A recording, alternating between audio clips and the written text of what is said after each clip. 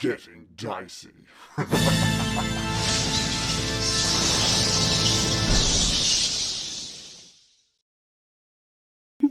to quickly throw the cowl on, or that would have been strange. Okay, so there's no real easy. Let's talk about first who is entering. So Morley, you've stepped in. Who else is following behind? I will. Yep, American. I'll Baron? go in. Yeah, yeah. Mm-hmm. Bill sort of heading into the tent as well. There's a nod from Yes. Bill. And Loris, what's Loris doing? Just as Bill starts to head in, I'm assuming he's going in last.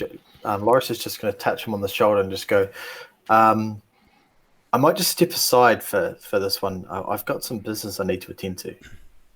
So I'll meet you back at the campfire when you guys are done. Is Loris looking at the horses? What is he doing?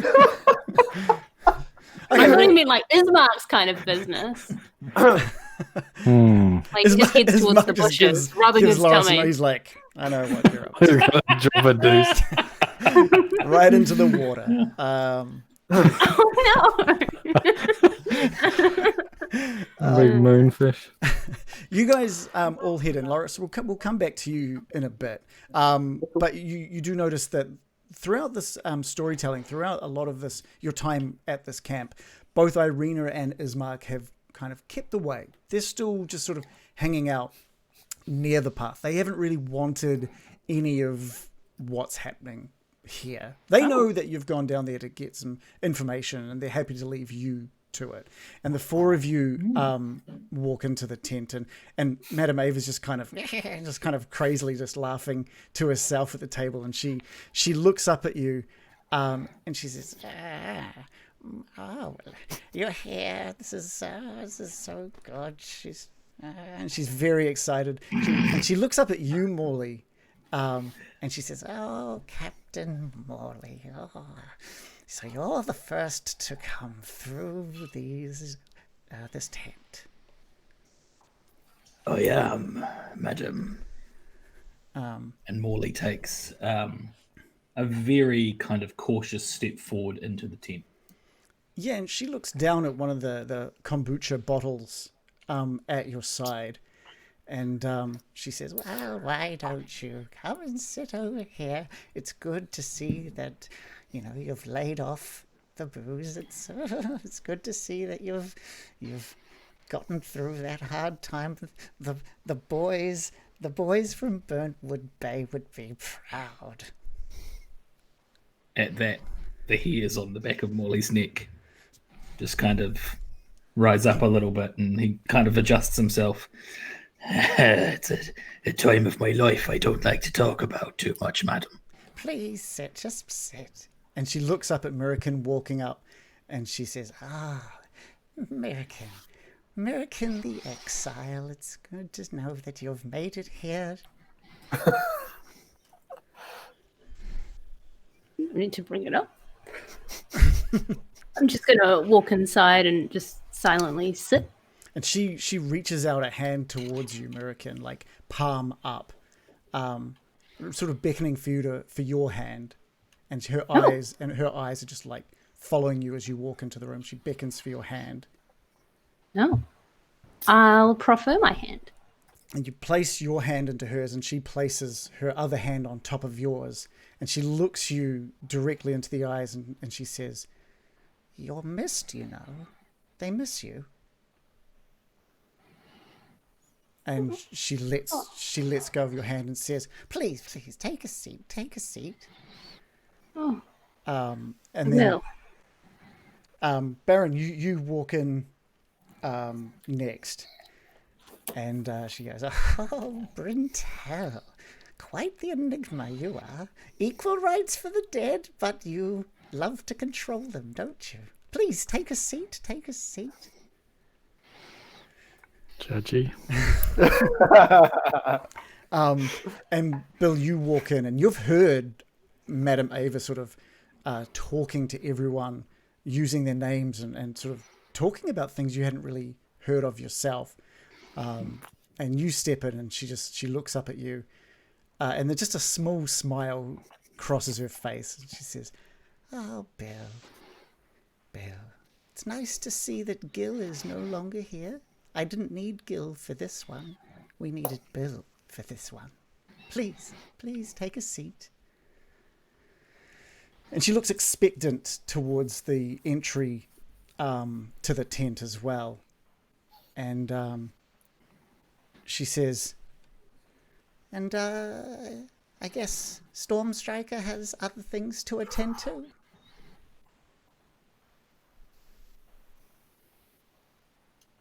She notices that you've got no response to that. She says, you may know him as Loris, the Stormstriker, the thief. Is he not here?" That's a much cooler name than normal. Well, he only told Bill he was going off, right? Yeah. Or did we that's all right. hear? Just Bill. Oh, Yeah, he won't be joining us as far as I know. The Stormstriker guy though. Oh, I wish he would. Poor, I bet he's huh? Well, give Loris a message from me. The poor lad has been on the run for years, for fear of something, for the fear that he needed to be on the run. But please tell him that they never even started looking for him. That his friend kept the secret. So please. I think we can do that. And she's sort of like just giggles to herself. She's looking down at the tablecloth and she starts sort of like spreading it out. She's like, "I know why you're here. I know why you're here. I know why you're here." And she reaches underneath the table and just pulls up this small deck of cards.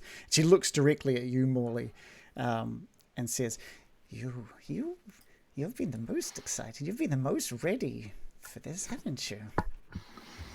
I have, Madame Eva. I'm very keen to see what the future holds. Well, let's not beat around the bush. Let's see what we can do for you today.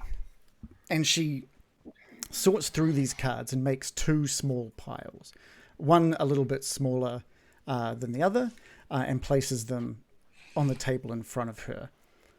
This is where we're going to do something a little different with the game at the moment. We're going to move you on to a different map. See if we can find that. Where is that? Nope, that's not it. Ignore what you're seeing there in case you're seeing anything. it's just black. Okay, well that's good. I'm glad all you saw was black. Are you guys seeing like a table with some cards on it? Those aren't cards. Those are sort of where cards are going to be placed.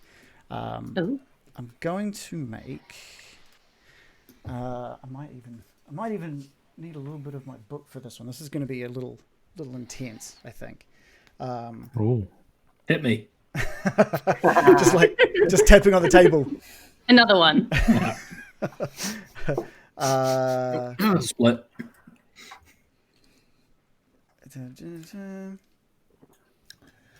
Sorry. 14 cards. Okay, cool. All right, I'm just taking a look at how these cards are split up. So, Morley, actually everyone, you can probably see at the bottom right of your Roll20 a little pack of cards. Everyone but Morley, just leave that alone for now. Morley, don't touch it quite yet. Is this where the restraint comes in? This is where the restraint comes in. This is where if you guys start clicking and dragging and doing stuff, you could mess up a few. I got 52. She places this bigger stack of cards down on the table in front of you and just sort of fans them out. And she looks at you, Morley, and says, "Close your eyes and pick the one that you feel the deepest connection with." What I'll get from you is hover your mouse over it and click choose, and you'll get a lay of cards. And I want you just to click and drag any of those cards, whichever one you feel a connection to, God. This is insane, man. onto the table. Morley's hand kind of wavers over the fanned out cards before eventually coming down with some force. And where do you want me to place it on the table? Place. She points to the western spot on the table. So on your left. Okay, cool. On the west of the table. The west of the table. And she's like, "Oh, that's very. Thank you, Molly. Thank you, American. Can you please take a card of your choice and place it at the top in the northern spot?" And so do the same. Just hover over, click choose. You'll see a layout of a bunch of cards. American's like trembling with sweaty palms. That goes at the top. Baron Brintel, you're next. If you could place it on the right-hand side of this. Okay. So, there's a lot to choose from. There are, whichever you feel the most connection with. This, and where do I place it? Just place it here. She says, pointing to the right side of the The east of the table. east of the table. Thank you. Cool. Bill, please, for this one is a little different, just a little different. Don't choose quite yet. And she packs away the deck that had been fanned out on the table. Let's just get those. And she brings out the smaller deck of cards now, and she fans the smaller deck out in front of you, Bill. It's the same thing here. Just pick the one that you feel the connection to, and place it at the bottom. Did she do like a Yu-Gi-Oh shuffle Yeah. while she was putting it down or anything? Or So she's What's just a Yu-Gi-Oh shuffle? it's like top ways shuffling. that's She doesn't have one of those things on her arm. Is that what you're imagining? It's time to do the duel. Sorry, I ruined it. Yeah. Just a little bit. just a bunch. And we're somber. So I click choose, Click right? choose. You will see the back of 14 cards. I want you to feel a connection with one of these cards and just click and drag it down into the southern spot on the table. Okay.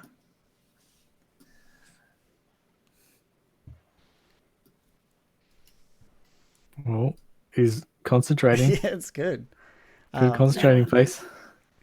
Okay, great. See, the most amazing thing here is I've probably fucked up and given you the wrong deck of cards to pick from each time. So we'll see. We wouldn't know.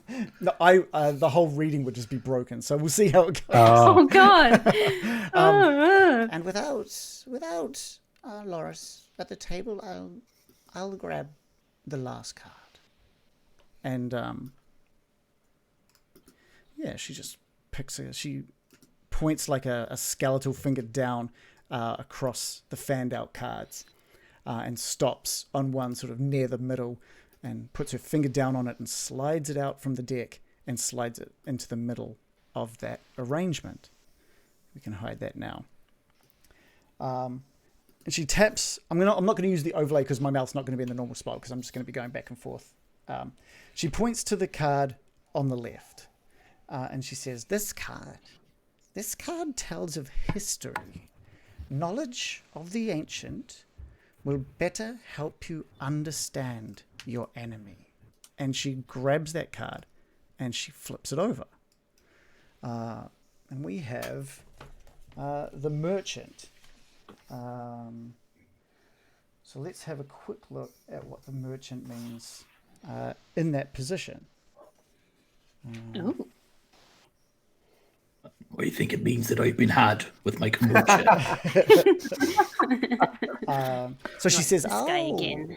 the Four of Coins, the merchant.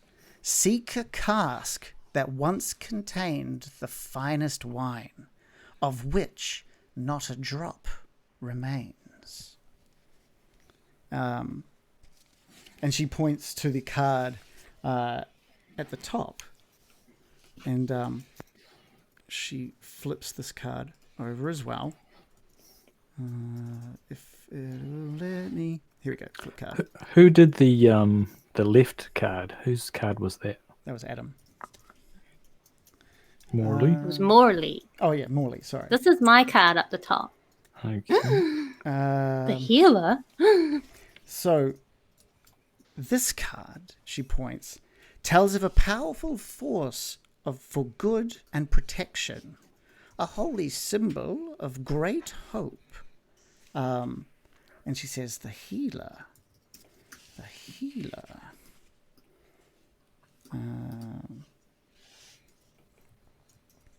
Where is the healer? Still there?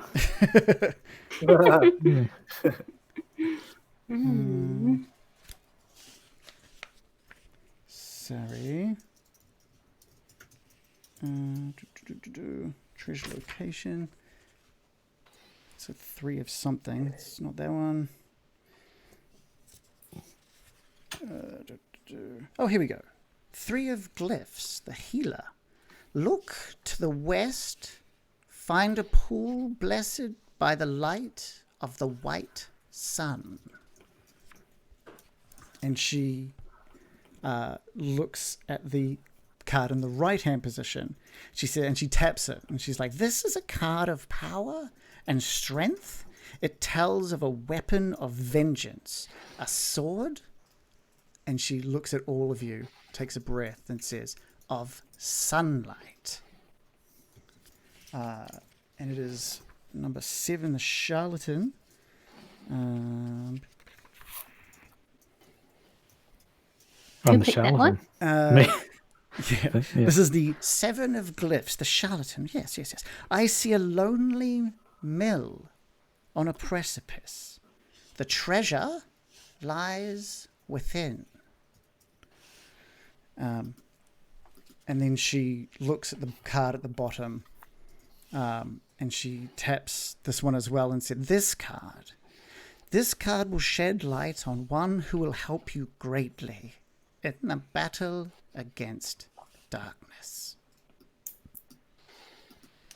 And it is the innocent.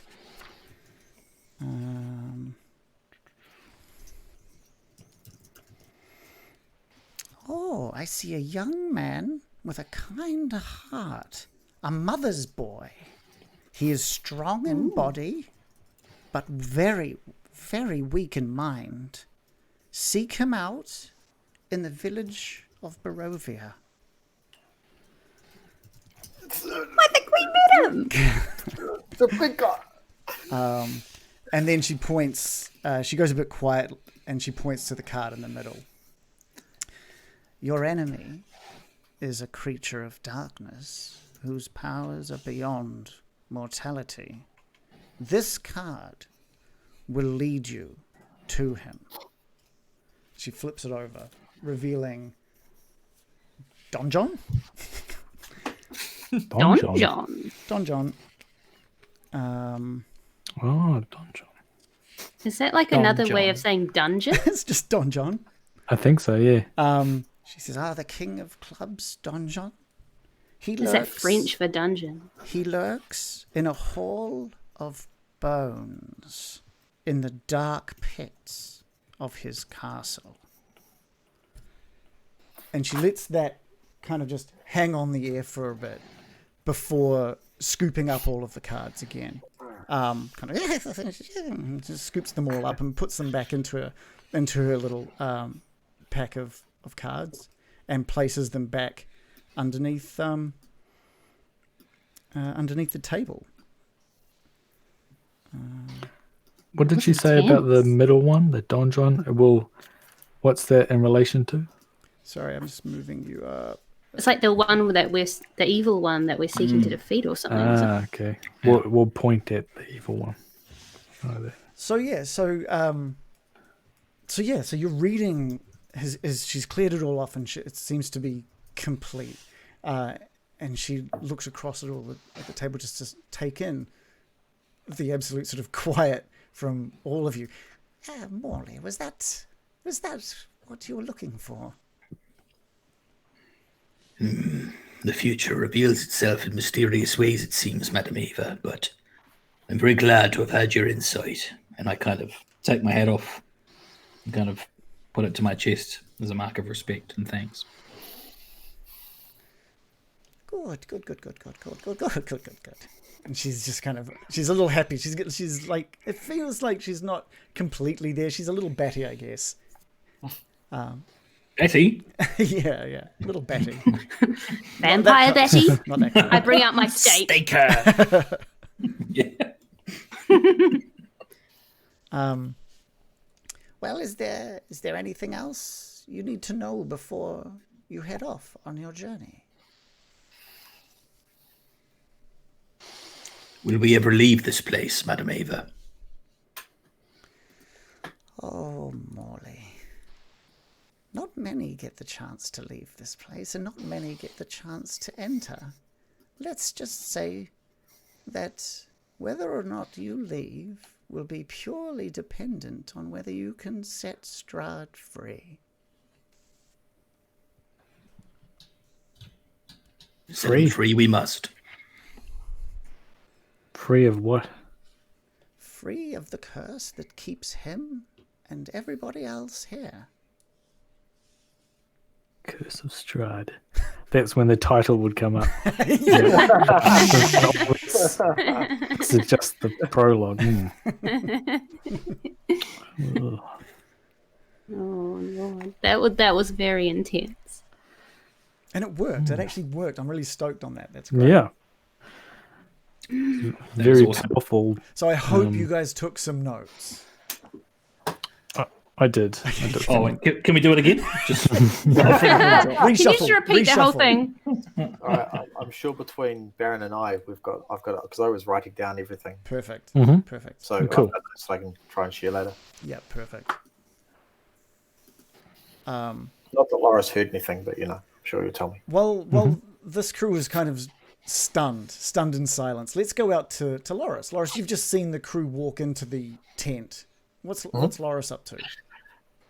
So my first port of call is I want to head towards I'm assuming the horses are penned, yeah, or are they just kind of These horses are running just wild? drinking from the lakeside at the moment. They're not really tied up or anything. They're just free by the riverside. Okay, cool, sweet. So I want to approach what looks like the kind of the biggest, strongest, the stallion of the herd, basically. Okay. Yeah, by all means. So I just want to quietly approach who I think is the hardest, the biggest and the strongest looking one, i.e. the leader. Okay. And kind of hopefully gain his attention. I'll walk up to his side and just sort of put my hand on his shoulder, and just so he doesn't jump through the roof and kick me in the head or something. Yeah, it looks like these horses are quite used to being used to having people around them. I was going to say handled, but I know how people would. They're used to having people around, especially never. especially quite raucous folk as well. So Right, it sort of stops for a moment and then puts its head back down into the river and continues drinking. Okay, cool. So seeing these quite calm, I'm just going to sort of keep my hand on his shoulder and walk around the front of him. So I've got kind of both hands across his shoulder. So I mean, I'm quite big. I imagine he can then lift his head up so we can kind of look at each other. Yeah. But I've kind of got. So I want to kind of get his attention, just say and kind of think and essentially I'm going to cast. It's a ritual, but I'm going to cast Speak with Animals. Okay. When I find it, hang on. Okay. Because that's so it's a ritual. It takes 10 minutes, but I'm happy for 10 minutes to pass. Basically, what's been happening in the tent is taking up that 10 minutes, and Cool. So in the story, you've walked over, they've had their reading, and now we're back with you, having just completed this. As you walk around it, it takes a few steps back from the water's edge, giving you enough space to be between the water and it. Your one hand on each of its sort of four quarters. Cool. So as he sort of takes a step back, I've got my hands on his shoulders, and I just want to sort of get my hands around his head, so I kind of just get him to lift his head up, so our eyes are sort of meeting as much as a horse can, given it's looking that way. You're like, hey, which one? Is you have to look into? This side, focus here. But yeah, so just and then with as he sort of my hand on his forehead, and just sort of thinking. Basically thinking quietly to this horse, and I'm just sort of in my mind, I'm going to sort of communicate to this horse, I am Loris. What do they call you? Now, with Speak with Animals, it's not a telecommunication thing. You can literally speak horse. I will say it if that's what it requires. I will say it, but it's quietly. Yeah. You know what I mean. Okay, yeah, so it sort of like puts its head down for a bit and sort of backs up before sort of trying to find you in its vision, and it's just like, well, hello Loris. No. It's like, they don't call me much, actually. They are the first to even inquire. They just call me horse. Oh, rude. That's very rude. Okay, taking it back by that. Mr. Horace, Mr. Ed, what does your band call you? We're in a band? Band being a group of horses. Band being like the lead singer yeah. of Guns N' Roses. No. Axl Rose. Okay, that's it. They call me Axel. And Axl it's totally the horse. his name. His Go name. on, Axel. His name is Axel. Oh, It's a good name. Yeah, it's a damn good It's a name great for a name for a horse. horse. So I'm just sort of going Axel Horse. I just thought of an amazing thing. What? What does Axel the horse say? Nay? Oh Nay? No. Turn this off now. I'm sorry for anyone who's following Please delete us the now. stream. I'm so sorry. I'm really sorry for that one. Why? That was great. Sorry, dear. carry on. I'm done. Right. Please. It's all right. I was going to have a meaningful moment. No, for please move forward. With this Please do. moment. Yeah. Yeah. Mhm. So I'm just going to sort of say, well met, Axel. I have a favour to ask. My friends and I have travelled a long way, and we've got a long way to travel before we've ended our quest. I'd like to ask your and your band's help to get us to where we need to be. And where do you need to be, Loris? At this point, I have no idea, but it's a long way to go. All I need is you to say you want to join us. You'll be well cared for, well looked after, and I can offer you that once we have achieved our goal, that you can have your freedom to roam the plains. And he looks back around at all the other horses and sort of looks over at the Vistani by the campfire. And he's like, I already have everything I need, Loris. Oh, of course you do. I like the idea of helping, but why would I leave? Oh, we can return you to the Vistani if that's what you wish. You may need to talk to the owners of mine. I wanted to get your interest and permission first before I discussed it with And you. he does that horse thing where he's kind of like bucking its head like forward and back.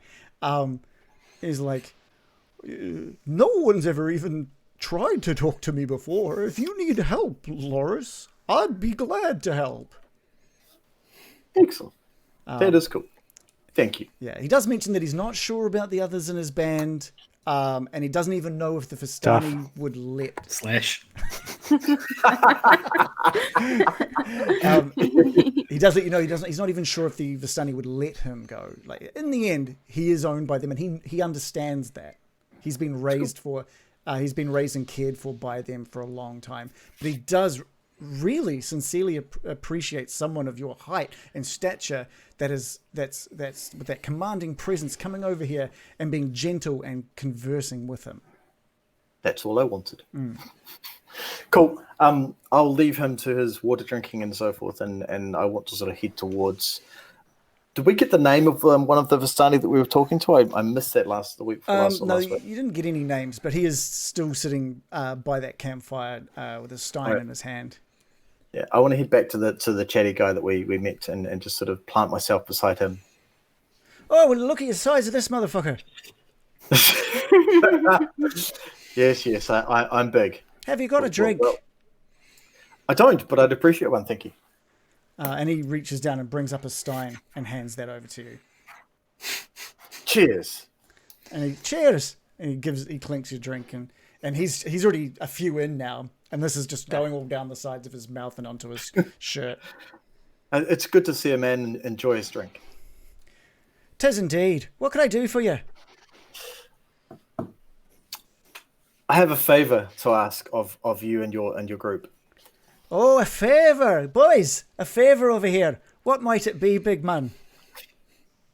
Well, I've talked to your horses, and they seem amiable to the idea. You've had But, a talk to me horse. Yeah, I've had a chat to your horse, Axel. If you would like to know, Which one's Axel? That's a new one for me. he's the big one. You call him horse, apparently. We call all of them horse. It's what they are. I figured. But carry on. I'm liking your story. I'm just the right level of drunk. That's why I timed it as I did. Anywho, the other four in the party probably don't travel as well along rough ground as I do, and I sort of thought it might be an idea that maybe they had some horses to help them and ease their burden on their tired feet. So, wouldn't mind it if we could borrow 4 or 5 of your horses. I'd be quite happy to return them to you once we're done. He looks over at the tent, and he looks over at Irina and Ismark. Actually, maybe 6, including Ismark and Irina. I miscounted.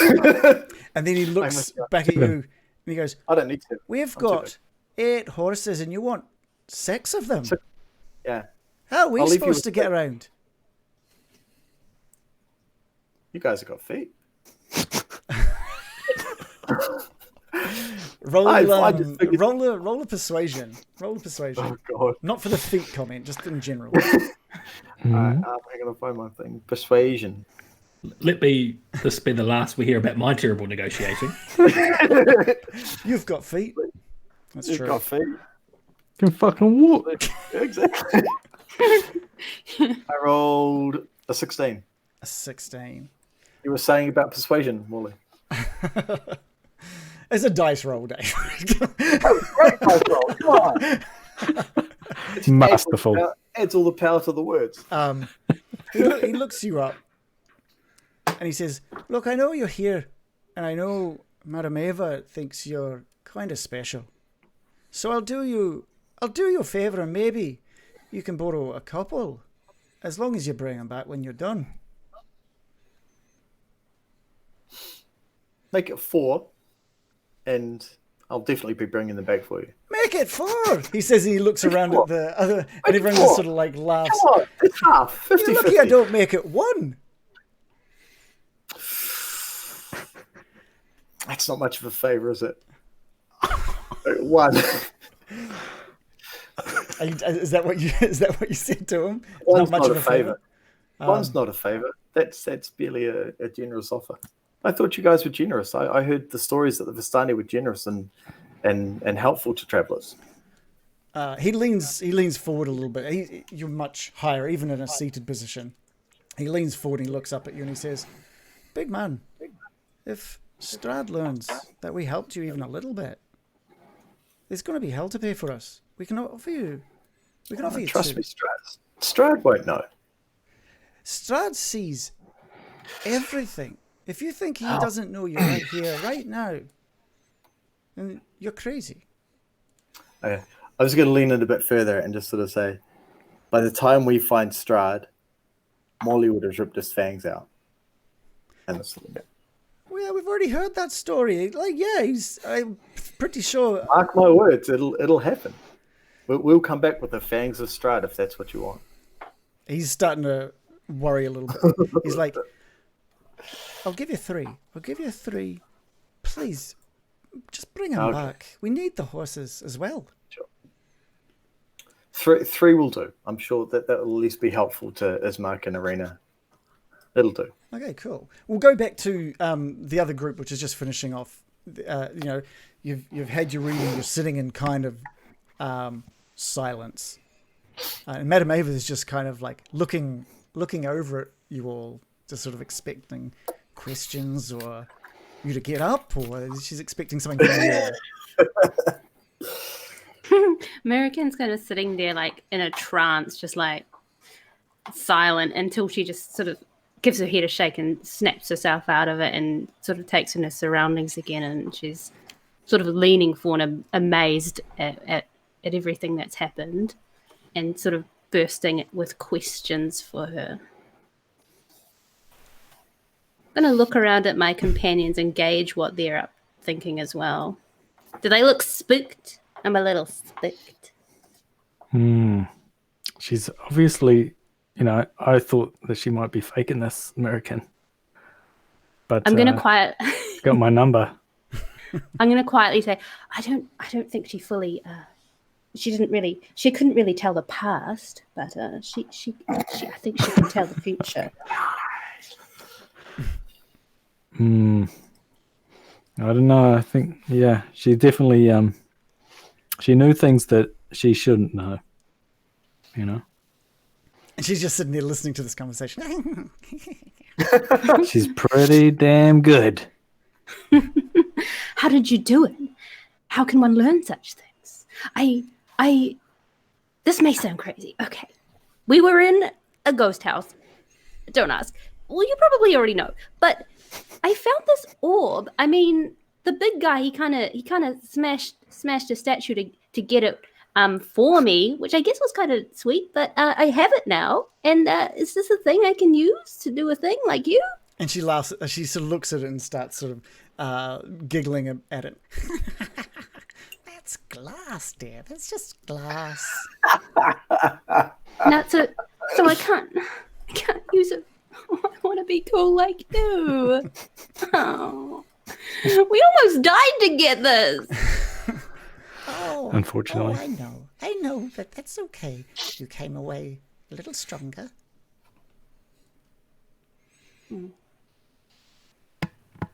I hate to bring it up, but do you know of any old lady that sells pies and abducts children?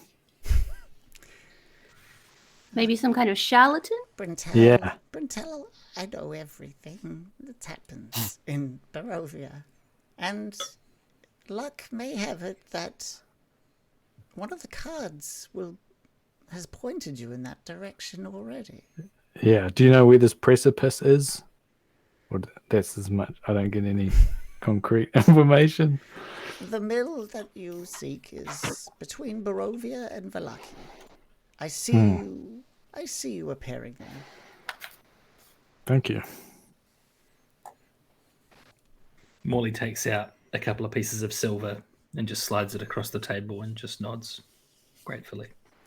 She takes the coin. She says, "It's not needed, but it is welcome. Thank you." And she sort of slides it off the table into the palm of one of her hands and pockets it. I'm going to fumble through my pockets now, just noticing that Morley's paying up. We all start rifling through our pockets for change.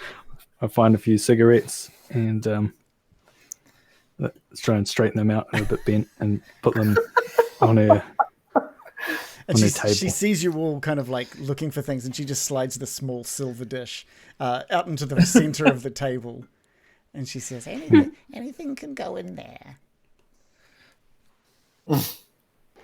I'll put put some coins in, but I'm just kind of looking around like the tent, like in wonderment, like I just want to ask her so much. She's so cool. Yeah, what do you want to ask her? Well, Americans, like, she's dabbled in divination, so this is like almost like seeing a master from an amateur's point of view, and she's just like, how can I understand this? She can see that curiosity in you, that sort of like you don't know the questions to ask because you don't know what you don't know. And she puts her both hands on the table in front of you, American, and she says, "Just let it come, dear. Just let it come. It'll grow. Don't worry. I already see this." Wow. Feel so at peace with it now. Truly amazing. What an incredible woman. And I love the way you've styled this tent. It's just so, just really gets you in the mood for fortune telling. The decor is just amazing. And she says, yes. Anyway, you must be going unless there's any further questions I may answer for you. Bill, Does it look like she smokes anything? Bill, Like, you've been rather quiet. Definitely sounds like she's been smoking some stuff. Do we all make it out of here? Do we all survive at least? Oh, now where's the fun in telling you that? If I told you that things that would change. No, I believe this is something you may need to find for yourself. One of them butterfly effect thingies. Damn Skippy. In that case, is Fandolin okay? From what I can see, the place you have left has barely moved a second in time.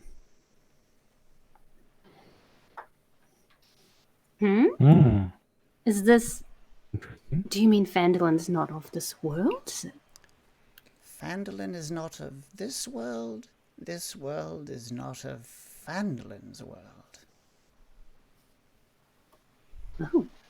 The curse caused this. While you are here, nothing is happening there. And while you are there, nothing is happening here. paradox. The mist that brought us here. Is that of Strahd's making? Strahd. He thinks you have as playthings. Maybe he was here. He wants to find someone, one among you that can help free him and take over Barovia. And I don't care if you take his place or if you destroy him, although I think that's a bit of a stretch. As long as you see him freed, and I know you will, that's all I care for. So we just need to break the curse to be released. And the curse is that he is trapped as a vampire. He is as trapped here as every soul. Interesting. Maybe we could take him back to Fandolin with us. If he could just leave, there would be no curse. Yeah. Okay. Madame Eva, I have one more question, if I may. Yes, Morley? Is how Morley's just trying to shape the question as he thinks about it. But how would we destroy Strahd forever? Not just free him of the curse, but destroy him. You're not ready for those kind of answers. If I gave you those answers... I'm ready. Trust me, I'm ready. She's like, oh, Morley, you think you're ready. I'm sure you'll learn soon enough how unready you are. Wise words. Wise words. But I think I should be going myself. Well, she gets I up. know about the rest of you. She gets up from her seat and she's like, anyway, off you go. And she's kind of like, What about garlic? she's doing that sort of like hand motion, like off you go. Come on, Oh my God. we go. We're getting shooed. You're getting shooed. All right, I'm going to shoo myself out the door. Yeah. I'll shoo myself out. Shoot Basically, myself. like the door. He feels a little insulted that he wasn't ready. You guys will walk out and you see Loris next to the campfire, drinking and talking with one of the Vistani. Yeah, and Irina and Ismark by the road, kind of looking over, eyebrows raised, like, are we good to go, kind of thing? Are we done here? If he had a watch, he'd be tapping it. He doesn't have a sundial on his wrist or something. Yeah. Oh, yeah. What time is it? Is it Nighttime or? No. So it's about midday at this point. Okay. We should be moving on. We Yeah. don't want to outstay our welcome here. Yeah. That reminds me, where's Loris? Yeah, Loris is on his second or third beer by now, so yeah. Okay. Yeah. He's got some catching up to do. So these guys are all day drinking.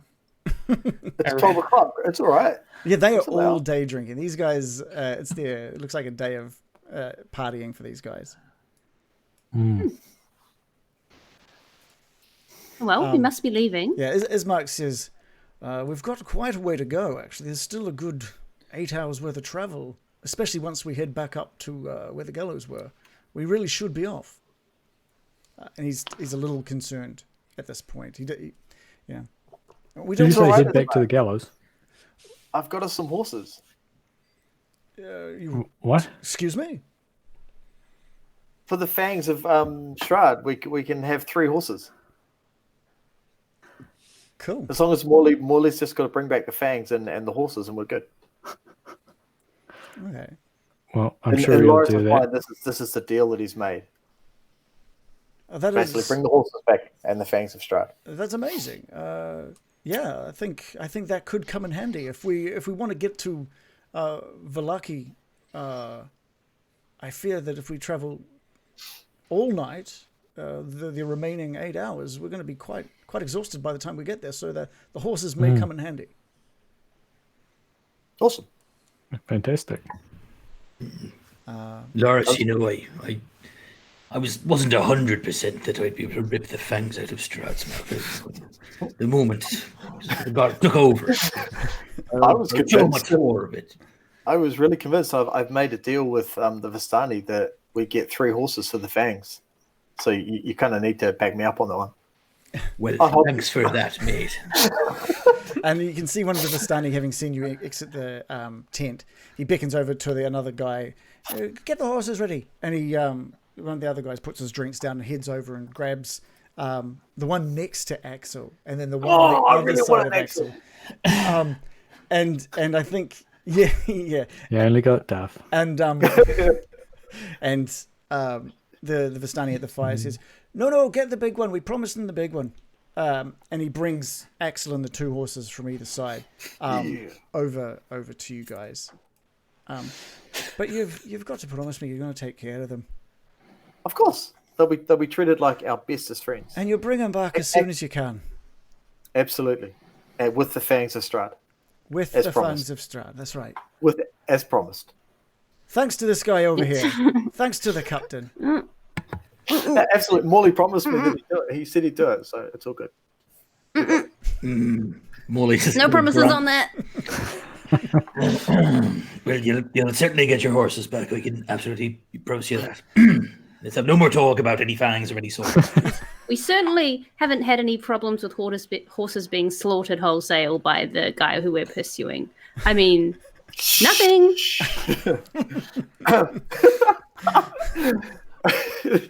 And I think that one went over the head of this drunken Vistani, thankfully. Thank goodness. Yeah. So Loris is just going to give not the big horse, but he's going to sort of make sure Arena and Ismark know that one horse is for Arena, because I assume Ismark's going to be an honourable man and walk. But Arena, this is for you. You know, to take the load off. You 4 can fight over the other 2 horses. I'm quite happy to walk. But yeah, if you need to pack the horses up with some stuff, then be my guest. Thank you so much, Loris, for obtaining these for us. That's I'm not sure I need it straight away, but I'm sure they will come in handy. Cool.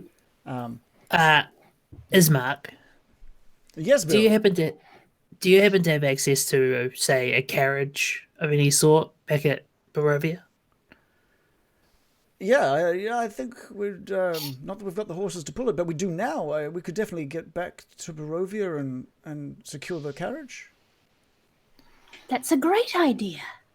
I propose that a couple of people take 2 of the horses back, grab the cart, and come and pick us up. That's pretty I clever. suppose. Yeah. Hearing this, Loris this- just plants himself down and starts drinking again. It's like, sweet, catch you guys later. Oh, yeah. Oh. Convenient. I had just had a strange thought. Didn't that fortune teller talk about someone we needed to find in Barovia? Yes. An innocent, a mother's boy, I think. The simpleton. When I Do you think heard- the fates are guiding us back to find this innocent young man? I can't explain it, but when I heard the ramblings of Madame Eva, a face popped into my mind when I got this kombucha. Remember this ridiculously expensive kombucha? There was a man in the store, a young man, who would have been most of Loris if he was afoot. He had muscles upon muscles upon muscles, but he didn't strike me as being too sharp. I wonder if Strong of Could body, yet perhaps be weak our- of mind. innocent moron. We must find him. His name was Parry, I think, or Perry. Perry. In the shop, you say? He was in the shop, yes. Bill Draft, the rip-off merchant. Still salty about the kombucha, Salty Morley. as he rightly should Ah. be. Well, I'm happy to go and see if I can persuade this Bill Drath. And his, you said it was his stock boy. He certainly worked there. I seem to remember there being some conversation about them being related, but I can't be sure. Well, if the fates will it, it will happen. Bill, why don't we take the horses back and ride to Barovia before nightfall and seek out our boy Perry? Aye. Who? So we're going to split the party here, I guess. Then, who wants to stay? Who wants to go? Loris is I staying. want and to drinking. go. Okay, so Loris is staying with the Vistani. I think he's made some friends now. Yeah, we're friends. What about the Baron? Well, there's only 3 horses, right?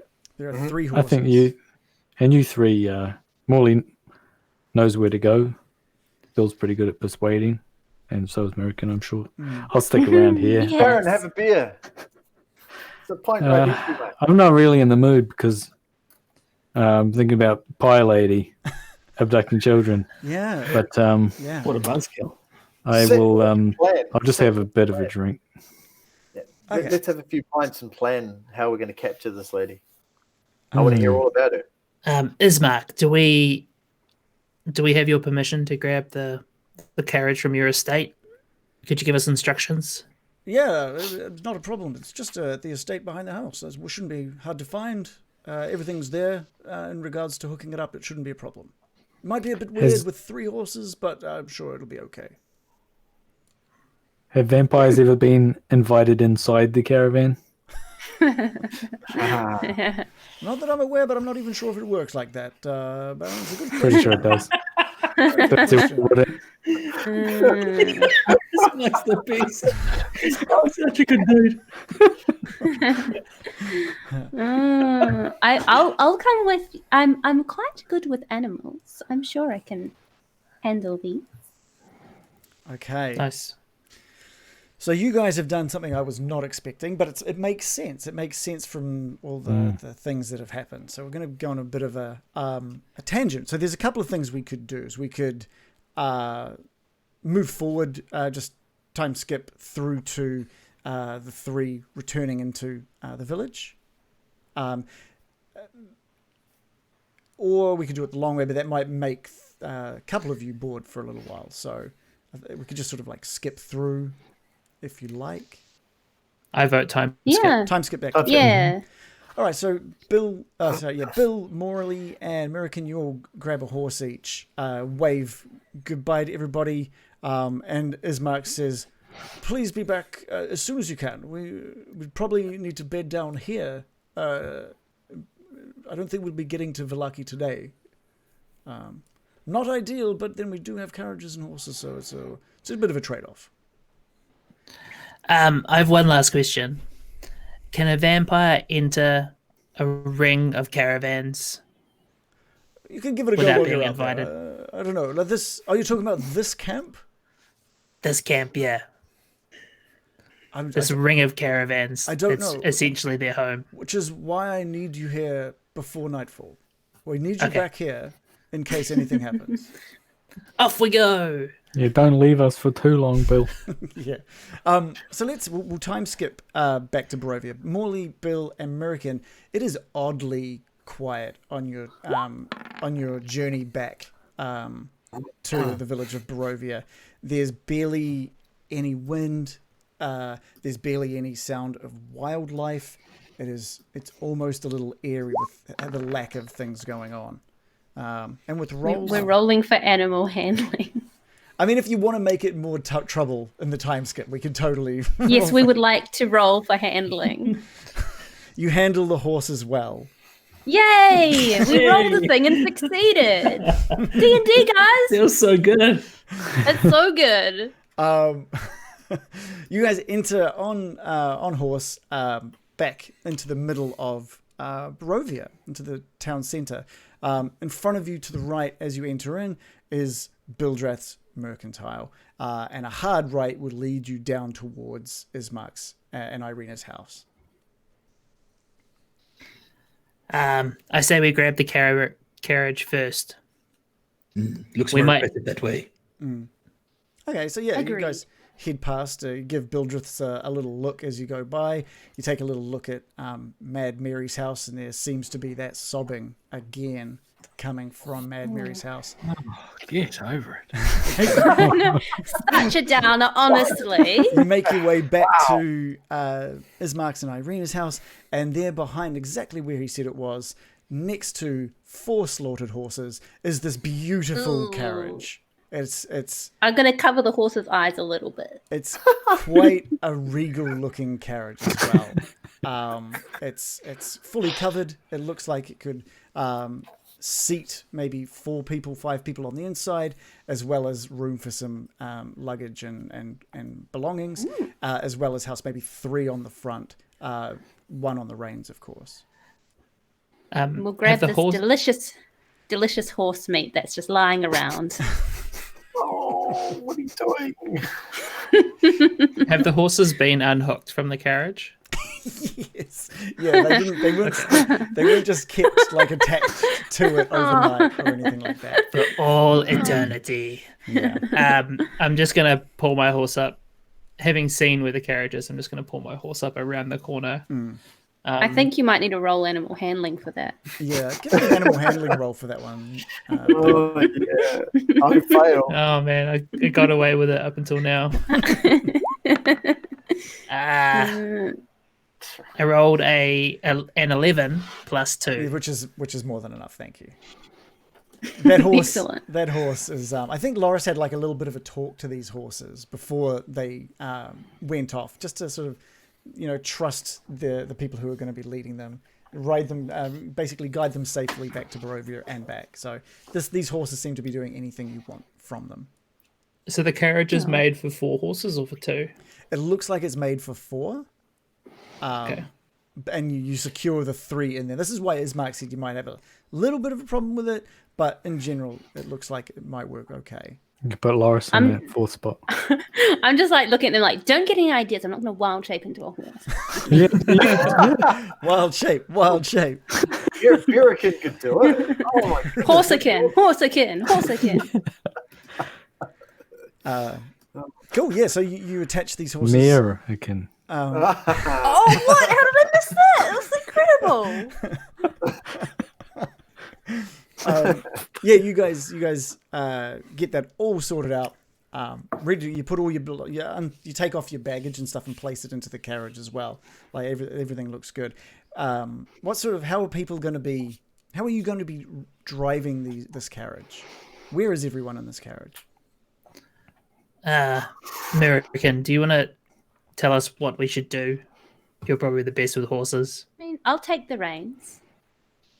Okay. I'll be up That's good front too. with taking the command over the horses. Mm-hmm. I'm really jazzed about seeing this prophecy play out. Do you think something will happen with this young lad? Yeah, we can only hope, American. He seemed pretty big and a real fighter. I actually asked him if he wanted to come with us, but I was cut short by Bildrath. Oh. What do you think he needs to hear from us? Or should we just trust the prophecy? Maybe we just trust. Oh, Madame Eva is amazing. Well, if anyone can convince him, and then I kind of give Bill a big hearty slap. It's old silver tongue, Bill. That's true. That's All right. true. Let's see a man about a stock boy. And About another man. A man about a boy. Be a man about a man child. Stock boy. again. I have a thing for this. Can you imagine? You have a thing for a man about a How do you have man? a thing for a man about a Man on man. Man on man. Oh, I have a Got a spell thing for for this. I have a spell for A spell. Okay, perfect. this. Spell for this. Not a penchant. Well, as A you penchant for men with men. Well, it hasn't come up until now. I don't know how that's relevant. you guys make your way out of the property of Irina and Ismark and back down the road. This time, as you pass Mad Mary's, you do spot Scallywag sitting on the doorstep of Mad Mary's. He sees you coming, and he just starts wagging his little dachshund butt and tail. Scallywag! Morley's overjoyed. He kind of waves out to Scallywag, but he's not an animal thief, so he's not sort of saying come here or anything yet. Yeah. Okay. Cool. And you guys, pass on by and pull up outside Bildreth's. I'm going to touch Bill's shoulder and I'm going to say in Elvish, may you have the splendor of an eagle in your conversations today. And I'm going to cast Enhance Ability for advantage on charisma checks. Damn. Oh, That's wow. He suddenly feels very splendid and wise. I turn around like in an anime, and my eyes just seem to sparkle. And there's like a ping off my front tooth, and Oh, incredible. You've never all looked my more blemishes charming, have been Bill. fixed up.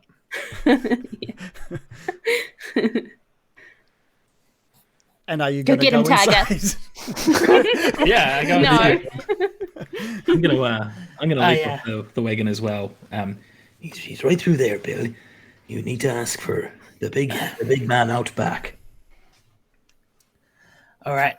I walk in. Okay, you sort I'm of feeling good. you push through the curtain in front of Bildreth's, and you just hear coming from further into the shop.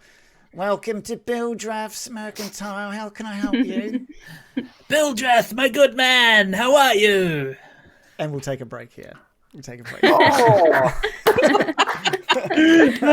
I finally used a buff spell. Oh, how long have you had that sitting in Yeah, the that's a background? good I spell. actually Amazing. prepared that on a whim for like I think maybe only the second time this time. So I was like, this is such a fun spell because I put it in the chat thingy, and you can awesome. choose which effect you put on people. That's So pretty you can cool. either enhance like their constitution, strength, or dexterity, or charisma, So it's or got- intelligence. It's got one for each Mm. ability check, basically. That's really cool. Yeah. That is super That cool. is super cool. What else is super cool is we've had a bunch of follows. We've even had a raid. We've got a raid happening at the moment in our chat, which so thank you so much for bringing that in. But let's just go through. We've had Random Origins and Jackalope that have both cheered some bits as well, so thank you for that. Lilu Woozy, the one that was asking for your Instagram, John, they've given us a follow. Oi, Hell yeah. They've given us a got a follow. fan. That's not bad. Sir Anthony Pease, thanks for giving us a follow. Dweebs of the Round Table has rated us with a party of 22. So thank you so much for Oh. bringing a That's big so group cool. into seeing us here at Getting Dicey. We hope you enjoyed. So we record the podcast at the same time. So I try not to stop and like say thank you as much as I'm feeling it when it happens. Oh my God, that's so cool. So thank you for coming in. And we got a lot of follows after that. So Ixra, That's so cool. Zotomo, Dweebs of the Round Table, Cubby Panda 1, Rorik 2, Robin Viking, Sharps by Aries, and the other Josh Art. Thank you all so much for following us, coming in and seeing this and following. Every follow and every cheer and every subscription and every donation, there's a little thing at the bottom right of the stream, which is exclamation needle. That is a little countdown, and all of these things that all of these follows and subs, it basically counts down that countdown. And when it hits 0, something awesome happens. We introduced it for the first time last week, where a character from their past showed up while time was frozen, spun a big wheel, and the fates decided what was going to happen, good or bad. Thankfully, this time it was good. It left them all with magical weapons, +1 weapons for a 24-hour period. But I'm not sure if they're going to get to use those extra abilities. Who knows? Who knows? We'll kill horses or something. Yeah, you can No, just, before it runs out, just slaughter the horses. The whole game is just Whatever's slaughtering around horses. us, we'll attack. So we don't want to waste it. Yeah, There will be no yeah. killing of horses. Well- Molly promised to return those with fangs. I do like I'm that. so- I really like that. I like that. I'm so excited to see what a bard on roids is like. Bardon. Oh yeah, a bard on think- roids. No, I think- don't even. I think John gave Lucy a Bardon. But we were just talking. We were talking about man on man action, and I think we're going to see a little more in a minute. A little more man on They're man. going to fall in love with him as soon as he walks in the door. If they were straight before, they aren't now. That was beautiful. That moment was beautiful. I loved how quickly you went to that like anime trope. I could see it. In my, suddenly his hair just was turned like greased perfectly and just like. and anyone who gazes upon him is just like, oh, Yeah, yeah. They'll just incredible fall. beauty. They'll fall back with like a blooded nose. Yeah. Someone's asked, where are we all at? We're all based in New Zealand. In fact, I think we're all from Wellington, New Zealand, which is the capital. But if that was like, you didn't care where we were from, but you wanted to know where you could find us, anywhere that podcasts are, you can get those, or on YouTube. All of our previous episodes and sessions, as well as our last campaign, is there. Where are we in the campaign? So I got it wrong in 2 different ways. They actually wanted to know where we were in the campaign. Of course, it was the third way. Of course, it was the third one. We've just had the card reading from Madame Eva, so it's still very early on. They left Barovia. They did the Death House. They buried Ismark's father. They came to the Vistani camp and got a reading, and now they've gone back to Barovia because the cards told them to search for someone with Barovia. They said at the start in 6th level. Yeah, we started these characters at level 5, so I'm scaling everything up to match because we had these previous characters from the previous campaign. So pretty much everything's being scaled to match, but I didn't want to just sit them at level 5 until like the campaign's level 5 because then they would have never have been leveled up. Would have sucked. Everyone's gone. I was going to ask what people thought of the card reading. Well, I thought it was neat. Yeah, it was cool. Yeah, it was fun. It was very mysterious. Yeah. Yeah, when I you am said gonna have to, interactive, like- I didn't expect that. Yeah, so those are 100% your cards, your choice, your reading. Wow. So I got the windmill lady just by chance. Correct. Whoa. It only just plays into his obsession, and it was called the charlatan. Yeah. Yeah. That's Because just she's like, pretending yeah, to be we're a onto you. fucking... And it said there was a treasure in the windmill. Yeah. Treasure? Maybe Loris will be interested now. Yeah, true. I got to tell her. There's money I heard there. there was gold. And Molly will be into it. It looks like so. The people that raided, they're all doing they're doing Curse of Strahd at the same at the moment as well. Oh. Are they further ahead than us? Yeah, I don't want to ask. Oh. Because it might spoil something for you guys. Yeah, Someone else is saying they're playing in a Strahd game on Fridays and they're about at the same part. And the other team, I'm assuming they're part of the Dweebs of the Round Table. They're about to hit 9th level. Did you guys, Saxboom, did you guys start from level 1? Did you skip the Death House and start at level 3? How did you guys go through your campaign? But don't tell us where you're at because that's secrets. Tell us. No, just tell me. That's No, violent. but what's in the mill? That's what they want to know. Yeah. What's Yeah. up with these pies? Yeah. I did get in touch with Ascendant King from last week. Since last week we hit 500 followers, we gave away a t-shirt to subscribers. I've been in touch with Ascendant King, and I've sorted out what size and color and shirt that he wants. He wants the Ravenloft logo one, the style, Oh, which is a great choice. Great choice. we can't go wrong with any of them, really. No, you can't. They're incredibly good shirts. I guess that is kind of Strahdy. Yes. Yeah. And it's incredibly cool. Saxboom said they started at level 1 and did the Death House. So, okay, so I need to know, like, doing the Death House at level 2, because at certain points you get to level 2. what happened with the shadows for you guys? Because level 2 up against those shadows could not have been easy. Did you run? Did you skip them? Did you just destroy them easily? I'm really keen to see what you guys did. Oh, they said Or what did you shadows? What shadows? Not trigger them. Didn't trigger Yeah. them. Didn't trigger them. So that's good. Would. Because I can't. even at level 5, our crew lost a lot of hit points. They lost a lot of hit points. They were dangerous. I still don't know how a group of level 2 are meant to get through that. That's an I can't believe. I can't believe we went through all that and got this little bauble, and she's like, "It's just a drink it, darling." And I'm like, I almost died for this. At some point, you guys will hopefully realize the cultists in that house didn't know shit about anything. Oh well, at least I've got a nice paperweight, you know. Also, Maybe I think can it was give a it to trap, Baron right? for his spells. What was that? Sorry, Shannon? I was just saying. Also, I think it was just a trap. Like it was a fake treasure, Yeah. Yeah, it Or- was just or not. it was just garbage. Yeah. That letter, one of the letters we first read, basically said that the trinkets the cultists were leaving were meaningless and basically, leave Strahd alone, kind of thing. It's like, Was there? I'm sure that was one of the initial letters. That's that we No, there picked was up. one from Strahd saying that you guys suck and don't. Yeah. Yeah, and he was saying It's like like- all of your He's saying, whatever sacrifices you're and all doing your is stuff completely is, useless. please Yeah, don't. just quit it. Yeah. It was just Yeah, quit. yeah. But they did have some serious shit down there, though. They had a fucking fake door that tried to eat us. It's pretty serious having a fake door. That was pretty serious. Yeah. That is. They had a lot of serious things. Unfortunately, none of them useful. Most of them just trying to murder us. Yeah. That was the real Murder house. problem with that house. I guess Mainly we, just murdering us. Mm. Although we we got s- some sweet loot from that zombie room. Did we? Zombie room. Oh yeah, have you not seen my beautiful cloak? Frog Oh, yeah, on you stick. got the cloak, yeah. The That's right. The cloak. the ghasts. Cloak of protection? Was Yeah, it? the husband and wife kind of zombie Yeah. things, and they Oh, yeah. protection, Ghasts, and we yeah. got some other stuff too. Now, by the way, I even Got a though I set everything up in Zencaster, I totally forgot to hit record until about 15 minutes in. So this episode of the podcast will start garbage and then get much better. I'll have to put a little warning at the start of this podcast episode. Oh Although gosh. we don't really say anything. Either. It is mainly me talking, to be honest. We didn't miss the reading, did we?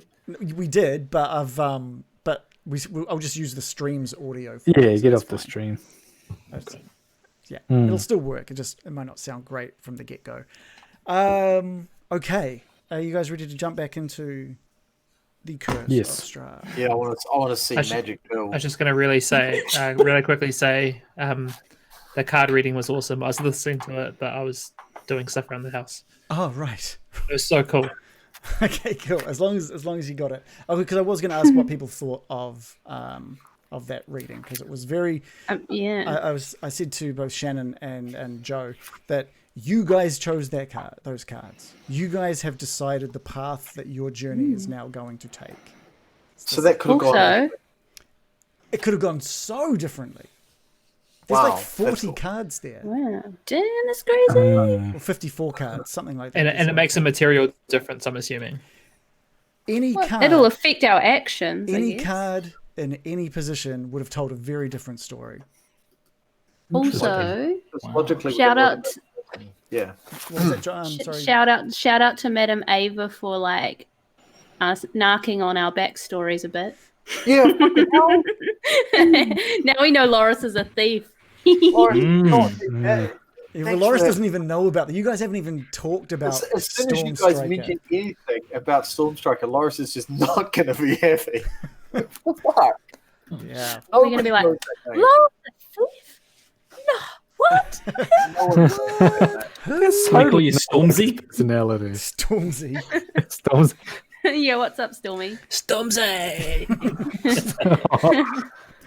All right, let's take you back to Village of Brovia. So yes, you've walked in. Bildrath has said, "Welcome to Bildrath's Mercantile. How can I help you?" Bildrath, my good man, how are you? Okay, what have we got here? What do you need? It's Bill. It's Bill here. We've not met. I'm not sure. I'm not sure why. Wow. I made it sound like we had, It's in a roar. Introduce this. but yeah, I've come to talk to you about your Sorry, we haven't met. It's so good. We haven't met, but I've come to talk to you about your stock boy. What do you want with? What do you want? Straight with to the point. Perry? So did you say Perry? Yeah, what do you want with Periwimple? Well, And you can hear from I'm just gonna- you can hear from the back. Everything all right up there, Uncle? I'm just This is who you're trying to get, by the way. yeah. Is he replying to his nephew or no? He's looking at you. What do you want with Perry? Look, I'm gonna lay it out there for you. We have just been to see the Vistani. Madame Eva. Do you know her? I've heard of her. Yeah. And she told us our future. And she told us that your boy, Periwimple. Periwimple. There's too many vowels in his name. There's every vowel. It's way better that you say it wrong. It's way Very, better. very wamble. She, Very rumble. Morley's out she there called- going to American. I bet this is going great. I've actually I've followed him and I want to see what my handiwork has wrought. I'm like, okay, Yeah. let's see how good this spell is. I'm just watching intently, watching the master work. hold on. She used his name, Periwimple, I think. Anyway, she told us that his fate and ours were intertwined, and we've just got to do our best to make sure that everything turns out all right for everybody here in Barovia. What do you mean intertwined? What are you trying to get my Perry into? I'm not trying to get him into anything. I just think he needs to come with us to help the new burgomaster Ismark and his sister Irina to safety. And I think sorry, at this point, Periwimple's Uncle, what's happening up there? And he sort of walks out, and you're getting a view of this guy now. Like Morley told you he was big, but this guy is like 7 foot tall. He is mountainous. There is just muscles on muscles on muscles on this guy, and it's like his legs are like tree trunks, and his arms are just solid masses. And Bill just goes, "Nothing for you to worry about there, Perry. Nothing for you to worry about." Madame Eva said you're a big boy, but by gosh, she was right. And he kind of flicks his, "Yeah, I'm a big boy."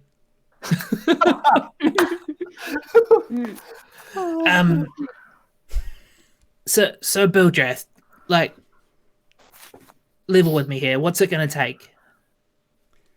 What's it gonna take? Are you trying to buy my boy off me? No, I'm just trying to make sure that our fates are not misaligned. You know the Vistani. You know the power that Madame Eva holds. I just want to make sure that we don't run ill of that. Give me a persuasion roll. Now you can use obviously advantage thanks to American. I sure as shit will. Thank you, American. It's like watching, like, yes, teeth are looking white. Looking good. Two fat ladies. Double eight. I rolled an 8 plus 10. He's listening to what you're saying. He's listening to what you're saying, and he looks over at this mountain next to you, and he's like, Before you answer, I don't expect you to do this just out of the kindness of your heart. I understand that it's going to have an effect on your business, not having a stock boy around, not having a personal security guard. So you just tell us what we need to do to help you. Oh God! Don't let him set the prices. Morley walks in at this point. you're like, Jesus Christ! at this point, you're noticing like everything is like 10 times the cost that what it would go for in like Phandalin, some of that you're used to. He says, "You forgot one thing, didn't you? You talked about my store. You talked about not being able to maybe sell things, but it's my boy, it's my nephew. He's gonna put him in harm's way. He's not right. It's not right." And he looks up at Periwinkle, and Periwinkle is kind of looking at you, and he's clapping his hands. He's like, "Adventure! I want to go on an adventure, Uncle." And Bildreth looks you up and down. He's like, it's just you, is it? You just think you're going to go waltz off and use my parry to take down what exactly? First of all, it's not just me. There are a number of us. 7 in all. Periwinkle makes 8. He would be a hero. And look, yeah, okay, he is going to be in harm's way. I can't promise you that he won't be. But what I can promise you is that we'll do our best to take care of him. You know who else was meant to be a hero? Doru. He was meant to be a hero, and look what happened. Look how he was brought back to his dad. Yeah. Damn shame that Doru. Bildreth looks like you up and down. I don't know what Parry would be able to do, but I know looking at you, there's nothing you can do against Strahd. Look at you. And he's you're not. There's no way you're strong enough. Let alone, I've seen you guys through. I've seen the other guy with a fancy hat, fancy jacket.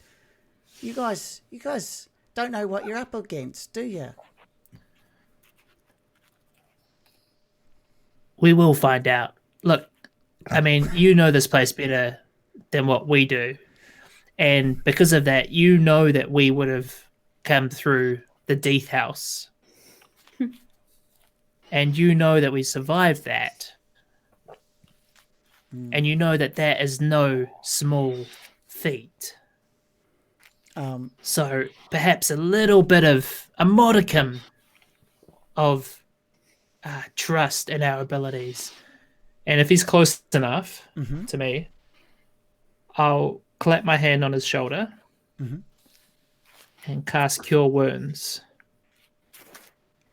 And I'll say, I promise, every time anything bad happens to Periwinkle, I will help him.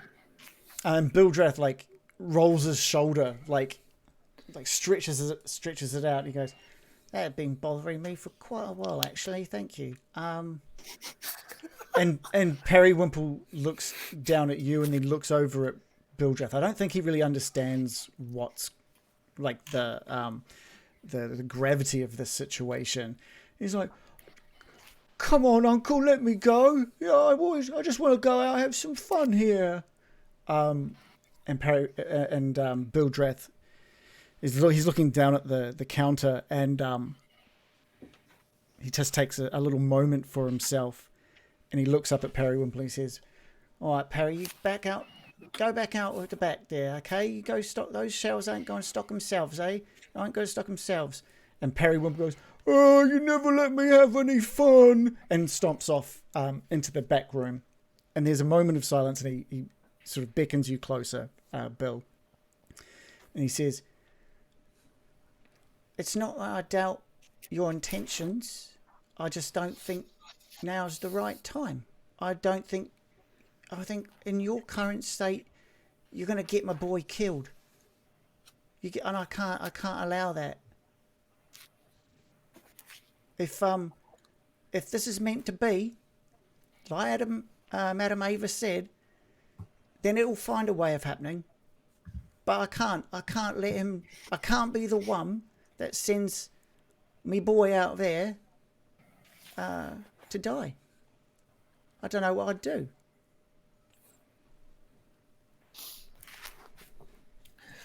Bill's just going to think on it for a moment. Morley walks in, surveys the scene, half looking at the prices on the shelves again. And then he's going to sort of sidle up to Bill. "You making much progress, Bill? You think you're recruiting us?" Well, no, honestly. I think Bildrath here understands the situation, but doesn't seem to place the same values as we might on the reading of the Vistani. Or, and I mean, it's coming from a place of genuine love for his nephew. So far be it from me to argue against that, but I really have got to implore you, Bildrath. This is a matter of the security of Barovia. Surely, if Madame Eva has put this forward, and like you say, it's going to happen anyway, why not help it? I'm sorry, I don't know what more I can say. And you can see Periwinkle sort of like pokes his head out from around the door frame. So, where are you guys going anyway? Back out the back, Perry. I want to speak up and say, how old is this Perry? Surely he can make his own decisions in life. He may be a big lad, but he doesn't have the smarts of a big lad. He's like a little boy. Well, Big boy. And again, he pokes his head. But where are you going, guys? We're going to Ravenloft. We're going to Valaki. Well, I tell you, we're definitely not going. We're definitely not going back to the Vistani camp, and we're definitely not going to wait outside for a little bit. And he's just like, he's like, get out, Barry, please, Perry, please. I need to get you guys need to go. I can't have my little nephew, who I promised his dear mum I'd look after. She wouldn't want this. Look, I understand where you're coming from, but I don't think any of you want what's happening right now, and we want to change that. I think I want to place my hand on Bill's shoulder and go, we'd best stop forcing the issue. Maybe this is not the fate that Madame Eva foretold. I want to kind of echo American, but kind of pointedly sort of direct my comments at Bildrath. Come on, there's nothing for us here. If Bildrath here doesn't think his nephew should write his name into folk hero history and save the good people of Barovia, then there's nothing we can do to convince him otherwise. And can I give a persuasion? Yeah, please. Who are you persuading? Bildrath? Yeah. It was kind of a remark trying to draw him into it. This is like a twofer, right? You needed so much more than that. Almost an impossible kind of role to convince Bildrath. But you look out when you deliver that line, and standing in that door frame, sort of like in the middle of the room, but just like perfectly framed by the door frame, is Periwinkle, and his eyes are just gleaming with excitement, and he's just got this big smile on his face, and he's just kind of nodding along. He just nods feverishly, and then just goes, "Bye," and just waves. And he goes, "That's right, Bill, Perry. Bye, please, just let us be." I'm ready to let them be. I'm going to nod at Periwinkle as we go out, and I'll just say, all right, we're going to go do something incredibly interesting. Nice to meet you. Enjoy stocking shelves. And before we go, I'm just going to go, your kombucha's average, by the way. Oh, nice. He doesn't even like his kombucha. Yeah. Yeah, he's not a fan himself. Oh So- god. I'm gonna suggest, should we just make slowly up the northern street round the back of the shop? Team? Sure. Maybe something interesting will come out the back of the shop in time. I can't say. Yeah. Yeah, I think you guys sort of head out the back, and there's no sign of Periwinkle coming out or anything like that. At one point, Bildrith comes out with some rubbish and sees you guys. He's like, "Oh, come on." And yeah, you're not going to have any luck right now. I simply feel conflicted and quite terrible about trying to get that boy. We pushed the issue quite hard against this poor caregiver. We tried to gain a, let's just put mentally disabled out there, young man into our care from his loving family. Not the most heroic thing. Like the prophecy made us do it. It was Maybe the foretold. prophecy. I feel like maybe this is not what was foretold. Maybe this is a lesson that we should not try to control the weave of fate. Why would Madame Eva mention it then? Unless she was talking about someone else. Do you see any other Are there- brothers around here? Are there any strong men child around that we didn't know about? I'm going to just cut this off real quick. No. I don't want like door-to-door house knocking for the rest of this session. Have you Hello. have you got any strong boys in your house? Let's just say that he fit the description of Madame Ava's reading all too perfectly. But it doesn't look like he's going to be joining you today. Let's go tell her off. All right. Well, let's away then.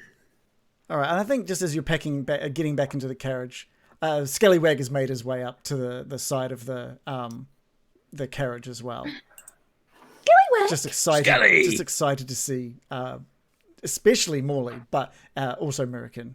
I don't think he had much of an interaction with Bill. Morley's lording it over me. Make him stop. The dog likes him more. This is like cut Mirakin to the quick that she can see that Morley is the favorite. She's like, it's literally my thing, by the way, but okay. Oh, come now, American. There's more than enough Skelly to go around. He gives Skelly a scratch behind the ear. And then, it's okay, boy. You can say hi to the nice lady that turns into a bear. Yeah. And Scallywag's super excited to see. He's just running around your legs and sort of trying to get pats and stuff. Oh, cute. Can we kidnap him? Well, I guess we should be off. Scallywag, you coming? Of course he's coming, Bill. He's just running around your feet. I think he sees you getting up into the carriage, and he starts whimpering. He'd be no good here in Barovia with that old woman who's just crying all the time. He'd be much better off with us. We give him a life on the road, every dog's dream. Yeah. We stick his nose out the window. Look, if he tumbles into our carriage by mistake and we don't notice until it's too late to return him with nothing we can do about it, and I think that's exactly what's happened just now. And she just stuffs him into the carriage. Yeah, and the moment you put him into the carriage, he heads for one of the bags and snuffles around it and pulls out a little bit of food and starts eating the food. And he's just like ravaging that food. Basically, he's obviously incredibly hungry. Maybe not fed for a day or two at this point. Oh, poor boy. Can we just expedite the fact that I go back into Bildred's store, quickly buy some food for Scallywag, some crappy old meat, and come back? That'll So we've got be some one meat. gold piece. We Fine. have all this dead horse right here. Yeah. All right, you pay for the food. You've got Scallywag, and you head back out on the road towards the Vistani camp. And again, And then Loris and the Baron do a thing. I bet. yeah, what is Loris and the Baron doing anything at the camp other than enjoying the festivities and learning the accordion, or is Baron you using this time to flick through your spell book, or? Yeah, I'm looking at my spell book. Before that, though, I'm just having a little puff of my pipe, and I am actually going to cast. pull out my pies and I stare at them and I think about this old lady, and then I am going to cast a magic spell on my pies called Gentle Repose. Okay. Gentle reprise. Gentle Repose. Can you tell me what gentle repose does? Well, normally it stops dead people from, decomposing. I'm just going to stop my pies from going, from rotting. Okay. They're a day old. I'll allow it. They're meat pies. Okay. So, yeah. I like that, like, the best thing about this, in the description, it says it's a pinch of salt that's needed, as well as a few other bits and pieces. So I'm just imagining you just, like, seasoning these pies. Saying, like, a little thing. And, you're basically stopping these things from decomposing for the next 10 days. Wow. Yes. And also, because how many hours have they gone for in total? I mean, they're probably a good, at this point, almost 24 hours since you received it. And then No. How long have the rest of the party gone? Oh, right. They left us? Depends on what time we're coming back to you guys. Really, we're bouncing back to both you and Loris at whatever, however many hours. I think it's been long enough for me to get a bit bored and then get way more drunk than I thought I was going to get. Okay. Yeah. And Loris, how about yourself? I'm just enjoying the booze with the Vistani. I assume by now I've got his name, and we're just going to be chatting about the horses and his ventures, and yeah. You've got to know. I'm having a great time. Yeah. You've got to know him, Daryl, really well. Daryl. Oh, Daryl. Daryl. You've got to know Daryl incredibly well, and you've definitely you've struck up a bit. You've had like a few things in common. Strangely enough, this guy likes an ale. He's he enjoys feats of strength, even though he's definitely not probably even the strongest one in this camp at the moment. And he wanted to learn or hear a bit more about how you were talking to the horses, because now a few more drinks in, he actually thinks you were being serious. Because I was. and no doubt I would have emphasized that a lot, because I was being serious. Yeah, I can just imagine there's like a bit of a back and forth, like, I was being, and he's like, yes, I know, but like, I think he's being serious. And you're like, I was being, but like back and forth, just a couple of drunk people in front of the fire. And I think it's been about, what's that? So I'm just trying to add up some time here. It's been about 3 or 4 hours since the group left that they returned back down this path towards the Vistani camp.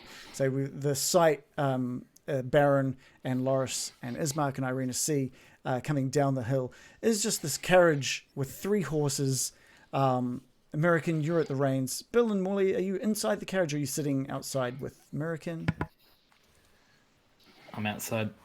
You've got Scallywag on your lap. Yeah, I do. So cute. How many seats up top? You'll have carriage? 3 at the on top. Oh, it'd be weird if I sat inside. You could be in there playing some songs. You could be doing whatever you want to be doing. It doesn't have to be. Actually, you know what?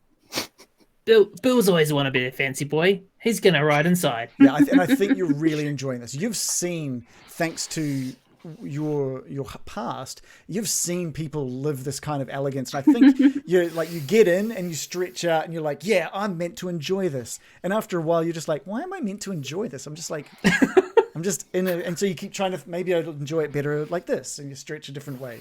Maybe I'm just, maybe you're an artist and you don't really kind of understand it. It's just a fancy looking carriage. You've been in a carriage. This is just a fancier looking one. Cool. And you guys make it down to this the campsite. When they get back, can I be so drunk that I've ended up in really colourful clothes?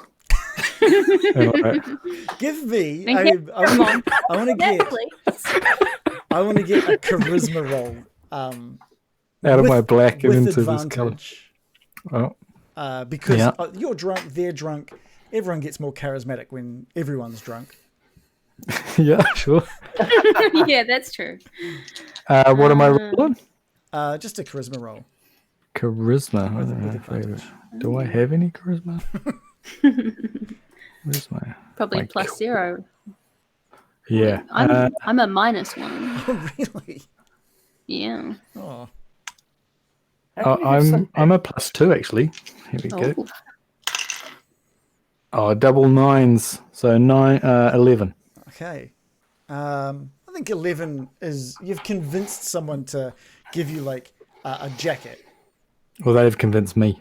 Oh, they've convinced you to. Oh, I thought you were trying to convince them to like, hey, I want to No, wear one of your things. I don't know how it would have happened. Just get so drunk that yeah. Yeah. Okay. Well, let's say they've convinced you to put on this jacket, and it's incredibly bright, like purples and yellows. All right, we're swapped. Like, what's the charisma check? Is it how well it suits him? Yeah. So it's like it's Like, does it bring out his eyes? It's basically how I used it to gauge how much he was convinced to put on. So he's not wearing like a full Vistani outfit. He's just wearing like the jacket, and someone else is wearing like you didn't have a jacket on. You had like I don't even know what. No, I've got like a sort of a red velvet blouse. Yeah. Right. Okay, so I don't know if you've swapped. Maybe you're drunk enough. You've taken that blouse off. You were walking around like shirtless for a bit, and you swapped it with someone else, and they put on the they put on the jacket. So you just got this open jacket with like just skin underneath, like. Okay. Yeah. Like Chris Angel. Yeah. I don't have the shoes with bells on or nothing, but yeah, halfway. So you guys are seeing. I think the Baron like stumbles out towards the carriage as it comes up as well, and like at first you don't really recognize him, but Ismark and Irina are not. They don't seem drunk at all. They've been taking this quite seriously because they are keeping an eye out for any sort of form of attack. But Ismark sees Morley with the dog. He says, "You found a dog. That's amazing." More found us, if I'm honest. Never seen him before in my life. We certainly didn't take him, if that's what you're implying, Ismark. And I think the Vistani, one of the Vistani that sort of lends you the horses, he looks over and he sees like this carriage that was suited for 4 being guided by 3 horses, and he rolls his eyes. He's like, "Oh, for Christ's sake!" And he brings someone else over, and soon enough he pushes another guy out towards the horses, and they come back with a 4th horse and starts rigging that into the carriage. So you now have 4 horses. American. Oh, Can it be canon that they... the thing now. Wait, sorry, Shannon? Oh, sorry, Dave? Sorry, I was just like going to lean into Darryl and say, "Oh, Darryl, you're definitely getting the fangs now, mate. That's awesome." Pretty sure I was getting them before, Loris. But... Oh, I'll guarantee it, 100%. Or Morley won't come back. It's all good. Morley's just going to be like fashioning some teeth out of like something, some twigs that he finds. Anyway, sorry, American, what were you saying? Sorry, American. I just thought that maybe Bill twinkled his teeth at them and that really put them over the edge. How long did that last for? It only lasts an hour, actually. Oh, right, okay. So yeah, it's definitely well gone by the time. So that really helped us. I'm really glad I spent that spell slot. Basically, very good spell. Definitely almost as good as Find Traps. I'm really sorry, American. You did look splendid, Bill. You did look splendid. I never know how to deal with the failure of a spell for you, American. It's fine. It's just part of how you don't how make it sound like it's fine, so I just worry. I like to razz the spells. Right. The best bits have always been when there's been one of American's cantrips in like a really low stakes environment, but is very specific and just works. Yeah. So yeah, you guys find yourself back at the encampment. What do you guys want to do? Like, Ismark looks to the sky, and it's coming up on sunset at this point. He says, I propose we camp here the night. Perhaps put Irina inside the carriage and test this theory we have. It's a fact. Not just a theory. Yeah. Irina sort of just like gravity. turns to you, Bill, and says, I think Thank you, Bill. Let's do that. Isma, are you okay to stay up and keep an eye out? I can do whatever you want, sis. I can sort that out. Not a worry. We'll surely take shifts. I'll stay up with his muck and drink with him all night. Well, I'm not going to stop you from having a drink, big man, but I'll be holding off just as I've got my wits with me tomorrow. Oh, God. Loris is not impressive. Cool. So you've got it's an evening ahead of you, and then a night if you want to do a long rest, or you can decide when is going to be the best time to hit the road. I say first thing in the morning. Mm-hmm. Crack of dawn. Crack of dawn. Should travel in the light of day, I would say. Okay. Because as soon as you guys show up, I'm starting to talk about pies, and now we've got to find that pie lady. And you're showing off your quick.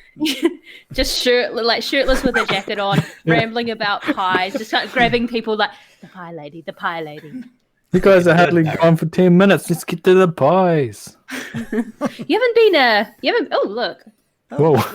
That's there. That. It's gone. Got it. The place is back. Do you start doing ask. Yeah. Sorry, I was just going to say, Brintel, do you start doing close-up Chris Angel magic to people? Certainly hope so. A couple more drinks and I reckon I will. Is that when you pull something through a piece of glass or something? Yeah. Yeah. Can you give me a Constitution saving throw, please, Brintel? I'm calling him that. Right. I'm finding it weird. I'm a +1. A 2 +1. You are finding, now that you're in that drunken state, you are finding those pies really. I know. I was already looking at them already. You've been spending a bit of time with them. You've been casting your magic off on them. You've dusted them off a little bit, and you're looking at them, and they're very hard to restrain yourself. That is exactly what it's like at this point. I don't want to choose your character action for you, but with a roll of a 3, what do you think? Can any of us? Is he just thinking about eating them, or? Yeah. Well, I'm not gonna... Jesus. I knew he was a degenerate, but. Jesus. How long have you been spending on a boat, man? Come on. Barovian pie. No. I was thinking about this already, shit, eat the pie because I'm getting drunk. But then I was thinking, fuck, I hate this old lady so much. I don't want to eat her pies. So I might do another roll. Can we see him struggling with pie conflict in his mind and heart? The 2 is how drunk I am. At the same time, the Baron loved it. It was friggin' delicious. Yeah. And it had no effect on you. You were just no. This was amazing. So, no, it's more the hatred of the woman and her pies, and I want to smash them in her face. Okay.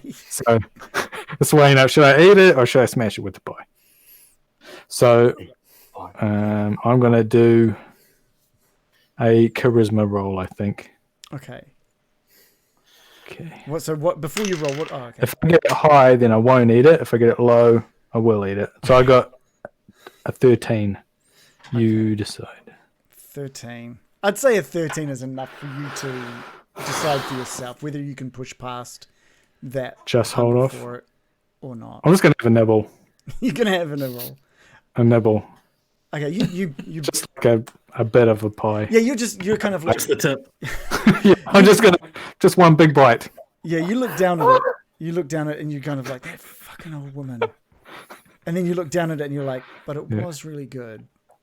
And you're like, no, but she tried to kidnap a woman. And then before you know it, it's already in your hand food. while you're thinking about her and the possibility of finding her at the mill.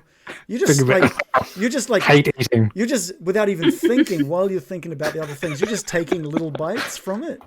Yeah. Just taking little bites. No. You need to just... Can any of us see him doing this? Because we know there's like poison in the pie. You don't know there's poison in the pie at all. Do it. None of your characters know that there's poison in the pie. We don't know. Oh, he can't sleep on him. Okay, and We just think we know that it's dirt. All you guys know. Actually, They're highly addictive. We know that. Oh yeah, Yeah, that's yeah. right. We did get told that, so we know there's drugs in the pie. You know that there's like some kind of hit that you get off them.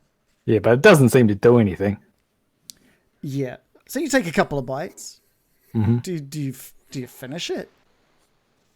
Oh, I'm going to eat a half a pie with a roll of a 13, and then I'll look at it. Yeah, I know I'll finish it. I may as well finish You it. get Yeah, halfway. do you finish? You get halfway, and it is like For the pie, right? it's- no one's ever eaten half a pie. Yeah, I know, yeah. Once you get It's unrealistic. it Yeah. is just as amazing as that last one. But I am going to need a Constitution saving throw, please. Okay. Well, Constitution. I got a +1. You're in a safe space, Shannon. You're such a pusher man, DM. Yeah, I Oh, reckon. here we go. A 7 +1, so it's an 8. Okay. Can you also give me a D4? Yeah. Here we go. A 4. Okay. The moment you finish this pie, the moment you're just like you're licking your fingers, you're licking each of your fingers this time, and you're already pretty drunk as it is. But you just you just stop. Like time just stops for you. You just can't move, and you become just completely incapacitated. To anyone on the outside, you're just like staring off. In a standing position, you're just like staring off towards the water, and you're not moving. There's a complete glazed look to your face. The water's not even moving. But what's happening in your mind? Oh, actually, you can probably detail this for me. What would be the most amazing thing that the Baron could even dream of? Total equality for all the human race. Yeah, And yeah. the dead and the undead and the living. The age of Aquarius. Age of Aquarius. For the next 8 hours, you are just lost in this completely believable world of living and dead, living side by side, beautifully. Just like there's no hatred, no towards the dead. The dead can vote and marry and do everything that a living person can, and you are just living like days in this world inside your head for the next. And he writes, imagine. But we'll say it would be 8 hours unless obviously anything happens to you. So if you're just left to your own devices, you'll just be in this state for the next 8 hours. Right, as far as I know, that's what's happening. Yeah, what the rest of you have seen is just the Baron sort of like muttering to himself about the old lady, and then he's sort of dusted off this pie and he started eating it, and before you notice, he's finished it off, and he's just like smiling. He's just smiling, and he's just looking off towards the river, and he's just glazed over, and he's just not completely non-responsive. Daryl are sitting. Where that's a good question. It's I've just got my vest on, my chest out, my arms wide. Arms wide open. Great night. yeah. I think I feel like if I did see him eating the pie, honestly, even if I knew there was drugs in it, I probably would be less like, well, that's just normal Baron. He knows how to handle himself. Yeah. Maybe I think drug use isn't out of like the norm for what you know of Baron. And so he's probably closer to where the horses are than sitting with Daryl and Loris, and he's just now spacing out, talking to the horses. Loris is just kind of in his drunken haze, kind of looking around, maybe notices Baron's kind of wandered off towards the horses. Just gonna tap Daryl on the knee. Just hang on a second. Just gonna sort out my mate. Toddle off to where the Baron is, and just kind of, Baron, you okay in there? Yeah, there's like no response. doesn't respond, I'm just going to pick him up gently in my arms and take him to the carriage, and just going to lay him in the carriage and go, and just going to go back to the others and go, I think he's out for the night. You're just tucking him into bed. That is beautiful. Aw. I think he's out for the night. I love that. Baron, you don't What a bro move. You don't experience any of this. You don't notice and feel any change in your body. No, nothing. You're still living in this amazing utopia.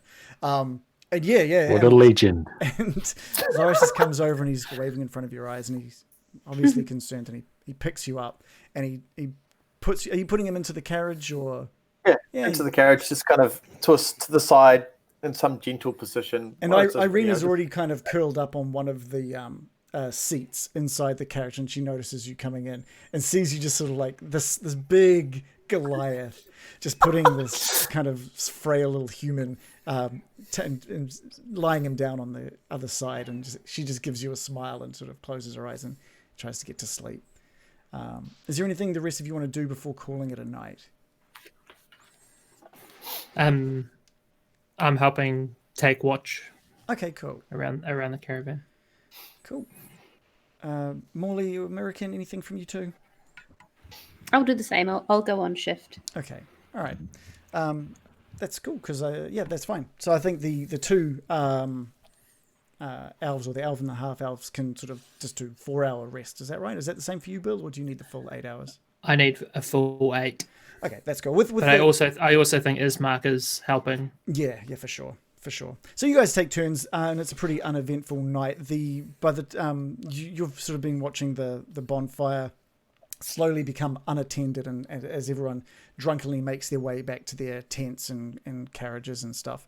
Everyone go. Yeah, Loris.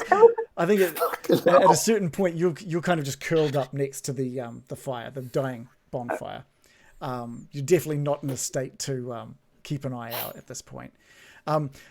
Morley, you have a pretty uneventful night as well. But American, your dreams are incredibly vivid this night. And there's the weirdest sensation of this really vivid imagery of this house, like this moving house. Like, is it a house on legs? It's just this image you have of this house on legs making its way across the land. You don't really make any sense of it. It's just an image that you see. And you can, in this dream, you are standing, you're in your form, and you look to your sides and your party is there with you. And there's just, a house on legs moving across the land. And before you notice, before you can really question much, you wake up to the sound of the Baron, just like not in agony, but he's got a sore head from the drinking, and it's morning now. The sun's it's shining as best as it can do, so it's probably good for Baron's hangover that it's so overcast. But Baron, the reality that you're no longer, you're not actually in this utopia comes crashing down on you. You suddenly remember where you are, the situation you're in, and also that people do hate the dead, and you're kind of like, shit. And most of the undead I've met are jerks. Yeah. The reality of the situation really hits home, and you look at the pouch with the 2 remaining pies in it, and you know that is just a pie away. That world is just 1 pie away. But I know it was the pie that did it. Yes, you're aware that how you can get back to that world is through that pie. Basically, you spent like a week in that world in what was just overnight. People knew you. People liked you. People brought you into their houses and families, and some of them were dead and some of them weren't, and it was amazing. Oh my god! This place is so drab and depressing. I'm just going to lie down and not move for a while. Cool, but the rest of you... And then I'm going to wonder how I got my jacket. The rest of you sort of rise and start getting your stuff ready, and Ismark is already tending to the horses, making sure that they're, he's giving them a look over, making sure they're good. And he's pretty impressed with the quality of the horses. and he walks over to Loris and gives him just like a little nudge with his foot. And he says, you did a great job with the horses. This is amazing. Thank you so much, Loris. Anytime. Yeah. How's Loris feeling? Yes. Well, I guess I should roll a Constitution to kind of guarantee to check on that, really, because roll for hangover. Roll for hangover. It's a Constitution save, I guess. I roll a 23. You are surprisingly well. You're almost chipper. That was like a load off. The amount of drinking and the amount of camaraderie that you had with these folk. You're actually feeling pretty happy, pretty on top of the world. You handled. So Loris is feeling as spry as. Sits up. Yeah, I'm good. Where's Baron? And toddles off to the carriage just to check on his little friend. Sees that he's lying in there. Baron, you okay, man? Yeah. Oh, you're looking a bit down. No, I'm all right. Okay, well, you just stay here. You'll be fine. And he toddles back off to his mate. A single tear rolls down Baron's. Oh, he's not okay. Oh my god, he's not okay. We need to put him on suicide watch. Aww. I think at this point, Ismark sort of walks over to Morley and says, I was going to say something last night, but no luck with the big guy? He didn't want to come. Well, he did want to come, but Bildreth is a hard customer to do business with. Bill's your man to talk about how that went down. I don't think it went how Bill was expecting either. Bill, tell me more, Bill. Yeah, something tells me we're not going to be able to convince Bildreth that his nephew should come. But I think if we believe in what Madame Eva says and that our paths will intersect, I think our paths will intersect. That's the best way to look at it, I'd say. Maybe going and having that conversation was exactly what needed to happen. Yes, Mark, you're the burgomaster. Don't you have any sway over the townsfolk? Maybe it should have been you that asked. Who knows? You never know. Morley, the whole village knows what happened with Doru. The whole village has been grieving for the priest. I'd say it's a pretty hard ask, no matter who it was coming from. I can't demand my people into battle. It wouldn't be fitting. No, of course. Like I said, you never know. This, if Madame Eva sees it, if the cards say it'll happen, then surely it'll happen. And Ismark sort of walks off towards Scallywag and just gives him a little bit of a scratch, a little bit of a pat. He's like, "This dog is amazing." He's loving it. Okay. Great dog, though. And Irina steps out of the carriage and she's got a rapier by her side, and says, "Well, should we get going? It's nice and early. We should be able to make it to Vallaki before sundown." There were no interruptions overnight? It was, again, as eerie as it was heading back to Barovia and back, there was nothing. There was almost no animal calls, no nothing. It was a very still night, eerily so. Not even a bird in the sky. Not anywhere near where you were for the entire night. That's almost too suspicious. I'm going to roll a d4 and see what season I end up with today. Perfect. And I'm going to be mumbling, "Oh, it's such a vivid dream." I've rolled a 1 and I'm winter. So I'm going to be like, "I had the most vivid dream. Could it mean anything? Am I becoming great like Ava? No, nothing but doom befalls us.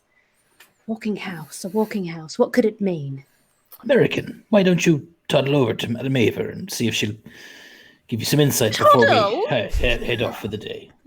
A graceful lady like myself toddling? I don't think so. Someone's woken up on the wrong set of season this morning. I will elegantly walk, sir. You get yourself there any way you see fit. I just I assume will. we need to keep her away from the Baron. He will set her off. I don't feel the need to bother Madame Eva. Okay. Yeah. I'm gonna Get out skulk. of here. All right. Let's go. Okay. America, you need to be skulking in the front of the carriage anyway, driving the horses. Yeah. I'm gonna roll animal handling. No. You can, if you want to roll animal handling, you're absolutely welcome to. I have to, it's actually one of my best skills, so let me just roll a nat 1. And that one. But it's still a 13. No, it's not. I don't even know. Oh no, that's the That was your previous roll. it's a 6 plus. It's 7 plus 6. Okay. Yeah, That's a lot better. What? Yeah. The horses sort of almost. It seems like they almost greet you as you walk past them to get up onto the back of the carriage. And the rest of you get. Is there any specific like format for everyone now? So we've got Ismark, Irina, and the 5 of you, as well as Scallywag. So where's everyone in this carriage? American on the front with the reins. Loris is just going to walk along the side of the carriage, and before anyone leaves off, he's just going to point to the big one, to Axel, and to tell American, that one's Axel. Oh, yeah, nice. Just so you know. And yeah, I'm just going to walk alongside the carriage quite happily. Is it a hard top roof? It is. It's a very expensive hard topped roof carriage. I'm going to lie on top of it. I'm coming down from my trip. Yeah, perfect. It's not going to be very comfortable, Baron. I don't care. I'm just going to lie down. Are we going to have an emo off? Is that what's happening? The pair of them. It's going to be who's the saddest of them all. We're like, I see your attitude and I'd raise you a hump. All right, so you guys head away from the camp back up. Oh, sorry, Morley? I was actually wondering if I could use this travel time to ask Bill something I've been wanting to ask him since I first re-met him, actually, about his state of financial affairs. Sorry, what's the question? Bill, word had reached me that you'd come into some money, and truth be told, I'm looking for an investor myself for a business venture.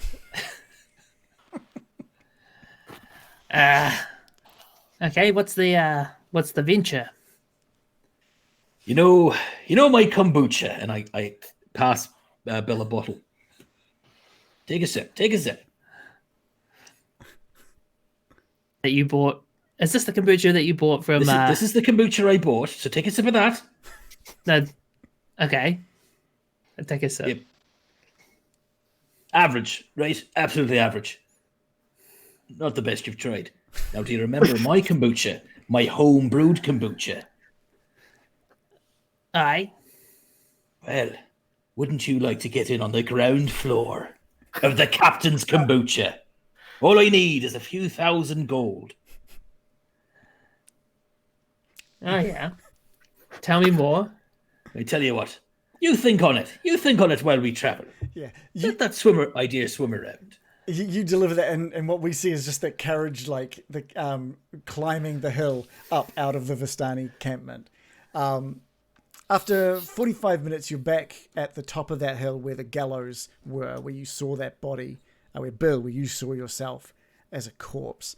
And you can see now that the path that you haven't taken yet is a little less noticeable on the ground, but you follow it up. But this is where things get really steep. The climb from here looks to go incredibly high up. So it's going to be quite a slow, treacherous journey up this hill, even with horse and carriage. Sorry, could you ping where we are? Yep, this was where the gallows were, where the little token is. Right, so we went south again. So now you're heading sort of south, which winds its way up north as well. And sort of Ismark lets you know that it shouldn't be too long before we reach a bridge with quite an amazing view. I think it might be worth just taking a quick look. Can I just ask a really dumb question? Sure. Is there a reason why we didn't just go north of the camp? I wanted to expedite that because if you had gone north, you would have seen a bridge 1,000 foot above you, and no way to get up there. Okay. Yeah. Cool. Oh, so that's elevated. Yeah. So this whole area is an Cool. incredibly steep climb up. Very good reason why we didn't go Yeah, that I way. didn't. I was toying with the idea of letting you guys pick which way you were to go. And then I was like, well, you've got a carriage. Even if you wanted to climb, you're not going to get the carriage and horses up, so it doesn't matter. Let's just not do it. Mm-hmm. The shit carriage then. Yeah. I'll go clicks. So you follow this dirt road for a good 2 hours as it clings to the side of this mountain and ends before this arching bridge of mold-encrusted stone that spans just this natural chasm.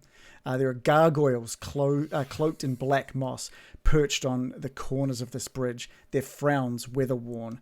On the mountainous side of the bridge off to the west, you can see a waterfall spilling down into a misty pool nearly 1,000 feet below.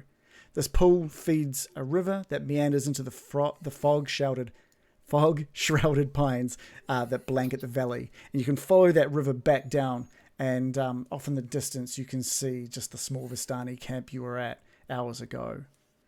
On the other side of this bridge is just hills in this path, winding their way around these hills. And yeah, This pool. Is there any white sun on this pool? Not that you can see it. Like what are you specifically looking for? Are you looking for like sun shining a beam? Just reminds me of the Madame Eva saying that look west and find a pool blessed by white sun, and then we'll find a sword of sunlight there. So I'm looking for a pool blessed by white sun. That's all I've got to go on. Yeah, I think Ismark sort of mentions, check this view out. And you sort of roll over on the top of the carriage and see the view of the waterfall and the pool deep below. And you kind of remember what Madame Eva said, and you're looking for any hint of sun maybe shining through the clouds or anything that could be what the cards read, and you're not seeing any indication, especially from 1,000 feet above it, that's for sure. Mm-hmm. Yeah. And you take this on and you continue for maybe another hour before coming to some crossroads. John. I was just going to ask, is the day as calm as it was yesterday? The day is still incredibly calm.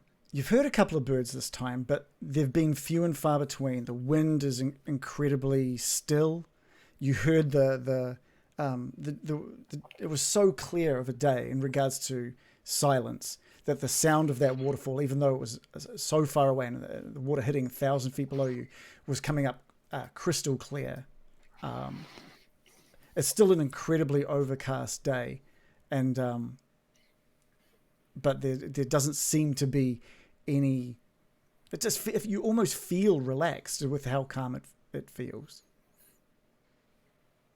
But you continue along on this. Oh, sorry. Oh, it feels unnaturally still though, right? I don't feel like that would relax me or put me on edge. Can I do like a perception check? Yeah. What are you take trying the reins to? and What are you trying navigate? to perceive? I want to use my nature whatnots to just know if this is naturally still or if this is like the animals and everything are quiet and it seems strange. Yeah. So you rolled an 11 plus 6. Compared to Barovia, compared to your experience in Barovia, this is quite strange. So this is even more dreary than Barovia? Take Barovia and then minus out any sort of natural animals and wildlife and the stillness in the air is now you mention it, now you think about it, you're not even sure if you've ever felt air this still. Oh, I'm going to say, now that I think of it, I don't know if I've ever felt air this still. This is unnatural. This is strange. This is not right. And as Mark says, I've never felt this before. This is a little unnerving. Be on guard. Okay, we're just going to continue. Like I said, it's about another hour passes. And even here in the mountains, now that you've traveled up into this mountainous area, you've climbed so high up, the forest and the fog are inescapable. Ahead, the dirt road splits into two, widening towards the east. There you see patches of cobblestone, suggesting that the eastern branch was once an important thoroughfare. And when you reach that crossroads, Ismark does mention that leads us to Ravenloft. And he sort of goes a little quiet. Oh, can we see Ravenloft from here? Is that it there? You can't see. Oh, actually, you probably could see it from there. The road does wind off around the hills and mountainous sort of area that you're on, and you can just see the top of one of the spires off in the distance. And the northern path you can see just a little further up the road is a similar gate to what you all saw when entering Barovia the first time. On the other side of the gate this time, this old rusty gate, you can see two giant statues on the opposite side.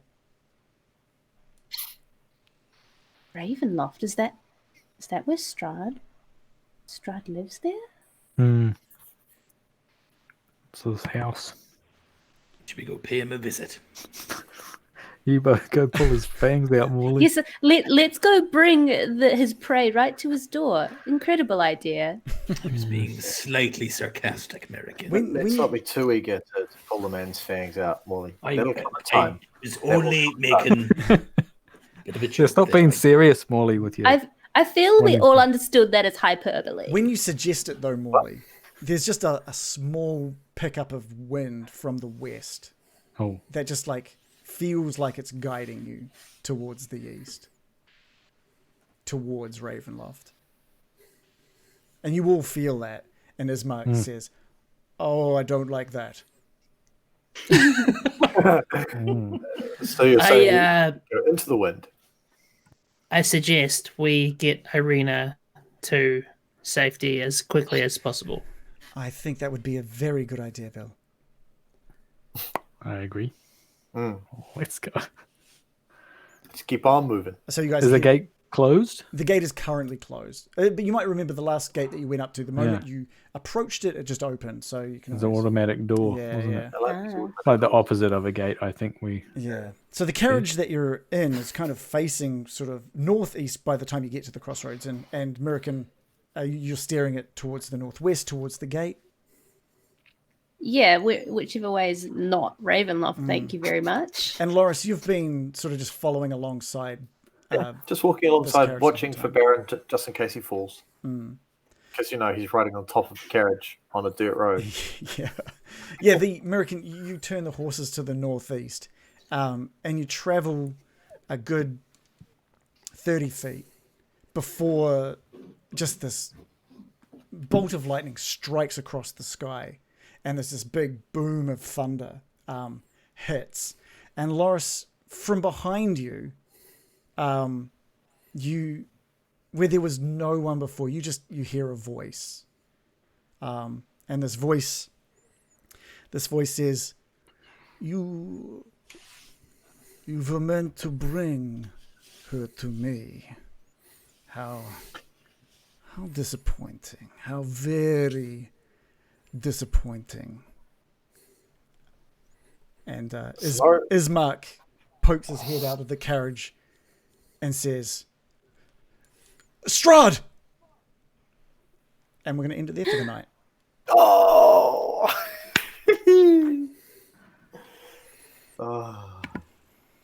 Strahd! I'm going to do... American Great also pacing. says, Strahd! Strahd! Strahd! He's come to Oh, my Strahd! Oh, my Strahd. Don't mention the fangs thing, Loris. Yeah, he's like, oh, perfect. Morley, Go ahead. I don't know what he's on about.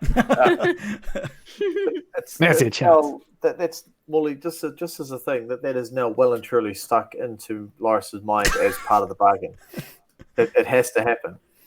That's Loris To for be you. to be fair, Morley did. He decided convince- you're a pirate. Is he still on that as well? You can't hold this against Loris. Like Morley, you delivered that line beautifully to the entire perfect. camp. It was so perfect, and like if I didn't believe you, I'd be told off for not believing you. So I believe Oh. I think we've all in our lives said things that other people have remembered. Yeah. And we've regretted saying. There might need to be a moment where Morley is like, Loris, can you please stop telling fangs of a people? vampire. But hey, that's okay. It's good. A pirate dentist. Yeah. Guys, you've got Strahd right behind you right Oh, I now. love it, Strahd. Yeah, he's gonna get an axe swung at him, but that's fine. Is he? Is he? Oh, you're gonna startle me. That's the first thing you. Right. Okay, you attack him. We'll leave. You're like, thanks for taking that one for us. for the I'll come team." back when he's dead and rip his teeth out. Yeah, kill him, Loris. He never specified he had to be alive. No, Exactly. that was that. All you have to do is pull his fangs. I'll do the killing. Yeah. So All right. double T. It's going to work out fine. Excellent. As long as I get to pull his wings off, that's fine. I don't know if he's. Pull his wings. Yeah, I want Pull his feathers out. Or something. his wings off when he's in bat form. Jeez. That would be. Why not do an Ozzy Osbourne at that point? I mean, if he's in bat, I don't know what I could do as a DM if you're like, is he in bat form? Cool. I bite his head off. That's my attack. I just bite his head off. Loris has bitten the head off a flying thing before, so That's true. That is true. it is. That's what Madame Eva didn't want to tell us. That's the term for that is geek. What is? The original term is a geek, where you bite the heads off of Really? birds and bats and things. Yeah, that's where it comes from. Oh, wow. Okay. What? That's quite a different So- meaning. Huh? Yeah. Yeah, it's like a thing that you do in the circus or whatever. It's in the sideshows. Oh, I've heard of geeks Okay. in that context, but I didn't know they bit heads off. Yeah, I think that's their job. Is that also like people who So- put like nails through their skin and like I think that's the put difference. nails in their okay. nose Have a or pace. something? Yeah, the nail through the nose. I don't know what that is. So The Ozzy nerd. Osbourne is a geek. Yeah. Ozzy's Yeah. geek. He's a classic. He's OG. So Classic Uh, geek. Every session, Shannon, you bring a new piece of information to the Yeah, party. It's yeah. Every week, there's just some Geeks. rare piece Yeah. of information. It's amazing. I'm still reeling over American. Oh, man. You Yeah. got to do That's it. great. That'd be great if we do Yeah. that. I think Just you for the need pun to- alone. Yeah, I would have liked Yeah, to have seen actually- you wild shape into a horse to help the carriage get back Yeah. safely. that would have been fantastic.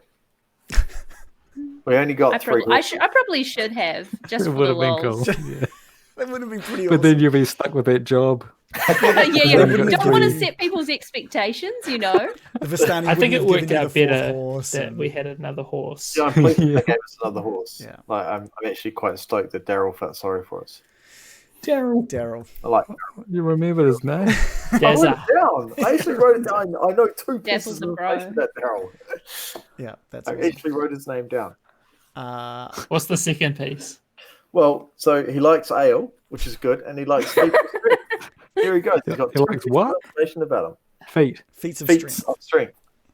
Oh, He likes feet. there's a Put it man. Going down. He likes ale and he likes. I now know 3 And he things. About wouldn't stop touching my feet. He likes big feet. He's like, take your shoes off, Loris. Take them off. I just Daryl. want- take them off. Can I have a quick look? And Laura's Touch like, I heard feet. you like feats of strength. He's like, no, I like strong. No, I like feet. Yeah, feats of strength. Vistani custom. He's like, Very he's like, strong yeah, I like feet. strong feet. Yes. And then Daryl likes his beer. He likes being strong, Yeah. and he's got a thing for feet. So you didn't Good like job. challenge him to an arm wrestle for the horses or anything? No, didn't need to. I didn't know he likes feats of strength until after I did mention he was not the strongest in the camp, that's for sure. This is like the deepest relationship we've had in this, I in this know. whole Hey, thing. I'm all for it. I want to see these Yeah. relationships. Can we go back and get Daryl real quick? Daryl. Come on, yeah, Daryl. we should. We're going on We'll just call down for a pub. down the 1,000-foot thing. Daryl. Daryl, we miss you. Loris standing at the top of the bridge with a boombox on his shoulder, just like playing. Playing accordion music. I just want to thank Pumpagore 1988, Draconic Drutzt, and Fel Snowman for giving us a follow since the last time, I think, everyone. So if you like what you've seen tonight, and you should, why wouldn't you? Why wouldn't you? You bloody well should. You got it. You got it. Oh, yeah, you got it. Give us a follow, and you'll be alerted next time we go live as well. You get a dance. I don't get a dance unless you subscribe. You get a dance This is subscribe. this is the passive aggressive bullying that if they don't follow dance, that This one. Where's the gift for that? If you come chat to us. Come chat to us about what are you? That is a good one. That's a very good one. What's that? The passive aggressive now. like? the key is to tuck your chin in until you get that double chin. It's more intense that way. Go on, give it a try. Followers are like ting ting ting ting ting. Followers racking up. Yeah. Good. Thank you. Just a reminder that if you do follow or if you do donate or subscribe or anything like that, it all goes towards the countdown at the bottom right of the screen, where we can have Needle come back and spin the wheel of fate, deliver something either good or bad to the crew. Good or Also, bad. Reagan will dance for you. That's only for a subscription. I don't dance for just any old man who's throwing a coin my way. You've got to pay for it, or else Yeah. How much to see your feet, Reagan? Yeah. Where's your Instagram? Yeah, John, hey. And how strong are your feet? How strong are they? Do like feats of strength. How much to watch you unscrew the top of a Coke bottle with your feet? Whoa, that was very specific, John. That was very specific. Just throwing that out there. First time I thought about it. That was a little too specific. First thing that popped up on the Vanilla 600 ml. But shake the bottle up first. Shake it up first. Yeah. Thank you to Jaeger08 Larson for the follow as well. Come chat to us on Discord if you want to chat to us about D&D or anything. We talk about a bunch of different things. I talk a lot of shit on there. Speaking of feats of strength, that we discussed a man who shoved 9. Count it 9. Can we? Creamy. Can we get back to that? Well, you can guess. You can go on the Discord. You can get it from the horse's Where mouth. he put them. Yeah, guess where he anyone's put them. guess. I won't tell. It's not even Easter. I was trying to segue. That's into the biggest flaw in this plan. I was was for him. I was trying to Must have been segue bargain. nicely into That was saying the- that in our Discord, if you are a subscriber, you can actually put requests through for what is on Needle's wheel. But let's talk about 9 Because they Easter request eggs to stick stuff. for 9 Easter eggs in a bum. A bum. I said this in the chat. I'm not sure. I'm not sure if people saw. Do you think he wanted 9 or do you think he wanted 10? Or did I he think want? you're right. Or did he want I the think whole? you're right. He wanted 10. Or did he He want a had dozen? 10. Be gutted. He had 10 sitting beside him, and he was, he looked at that last one. He's just like, I want to, but I can't. Yeah. I've just got no room. Or And he Yeah. did he disappointed. aspire to be like an egg carton and he wanted to have the whole 12 in him? A dozen. Or Baker's dozen. Maybe he was targeting a baker's dozen, and he really fell short of the mark. And I should point this out that this isn't just some seedy website. It was the front page of a newspaper. That's what was posted, right? Front page of a newspaper that says, Can colour it quite nicely. Yeah, "Man but it- shoves 9." Was it a tabloid? It was a I tab. don't must think have it been was the prestigious. Sunday Times. Yeah, Yeah.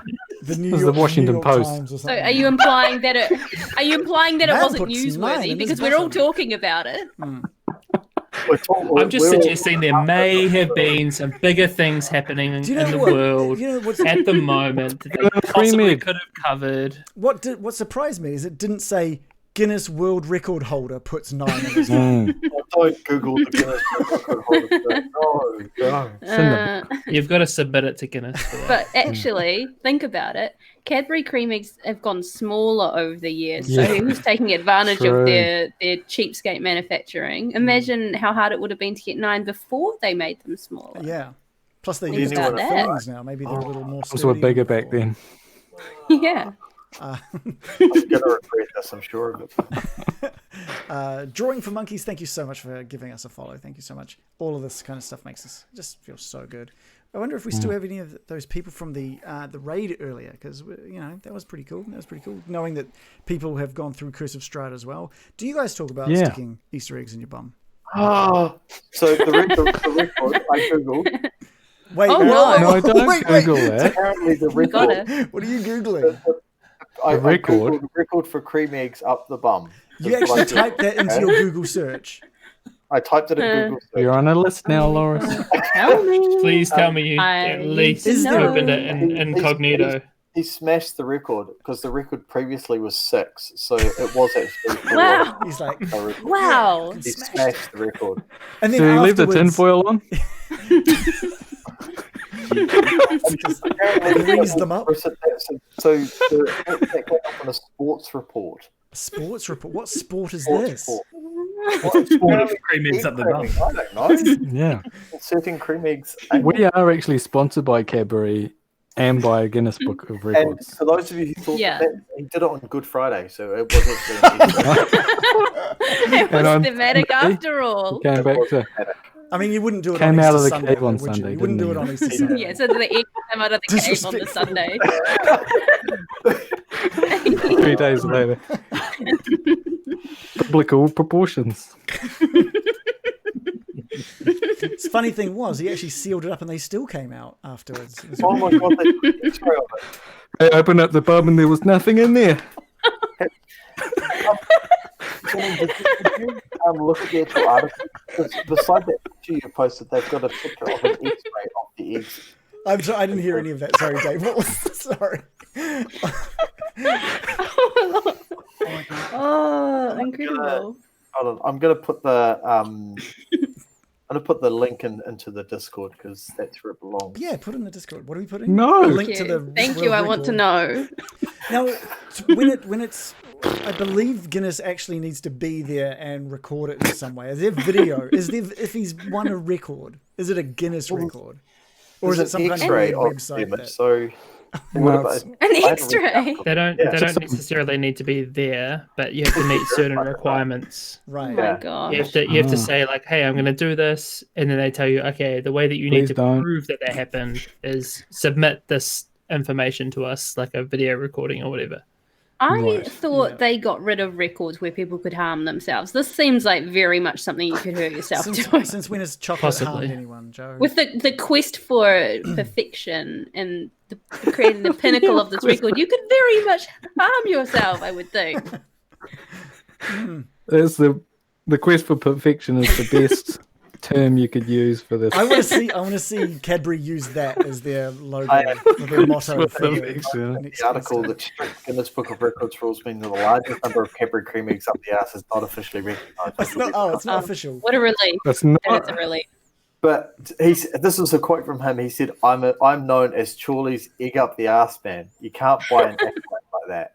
Chorley. What's Chorley? Is that a Is that where he place? lives? I assume that's where he lives. Yeah, I'm assuming. I don't know. Well, every town's got one, I suppose. He's Chorley's. I know Wellington does. We've got a footman, we've got an Eggman. That's like Gold Balls from the X-Men, right? Now he's called Eggman. Have you ever wondered Both why? uniquely terrible names. Wait, do you think that's what Dr. Robotnik is originally named for? He's Eggman. Is that why he's so round? Completely stuffed. We have had someone in chat. First of all, thank you, Zack Attack, for giving us a follow. We have had someone in chat. Random Origins is wanting us to talk about serious stuff for a moment. Back to back to the game, Curse of Strahd. He I wants was to- thinking about Dr. Robotnik putting eggs up his bum. He's known as Green Hill Zone's Eggman. Yeah. That's right. I Okay, back I to tried. Curse Still of run really Strahd. fast. Let's actually talk about the tarot card for for the people. our longest term subscriber Exactly, and the person who's donated the most. Let's give that some agree. respect. The tarot card section. He wants to know if it's part of the core manual. It is. It's all. That's what I was sort of going back and forth with in regards to. Where is it? See if I can find it. You can actually buy the cards as well physically. They didn't come with the book. Cool. But there is a Tarocca. It's called the Tarocca deck that has those cards in it. And so with Roll20, it gives you these packs of cards. They've scanned them all in and made it part of the module that you buy, which is super cool. And then I'm not going to show too much of it, but it gives you, where is it? The layout of the cards. And then it also gives you like what each position, the card position means. And then it goes into a big list of like all of the cards and what they mean should they be picked up and in what position. So It's crazy. it's incredibly cool. And it just means that if you do run it with a couple of groups, although, I couldn't imagine running this with more than once.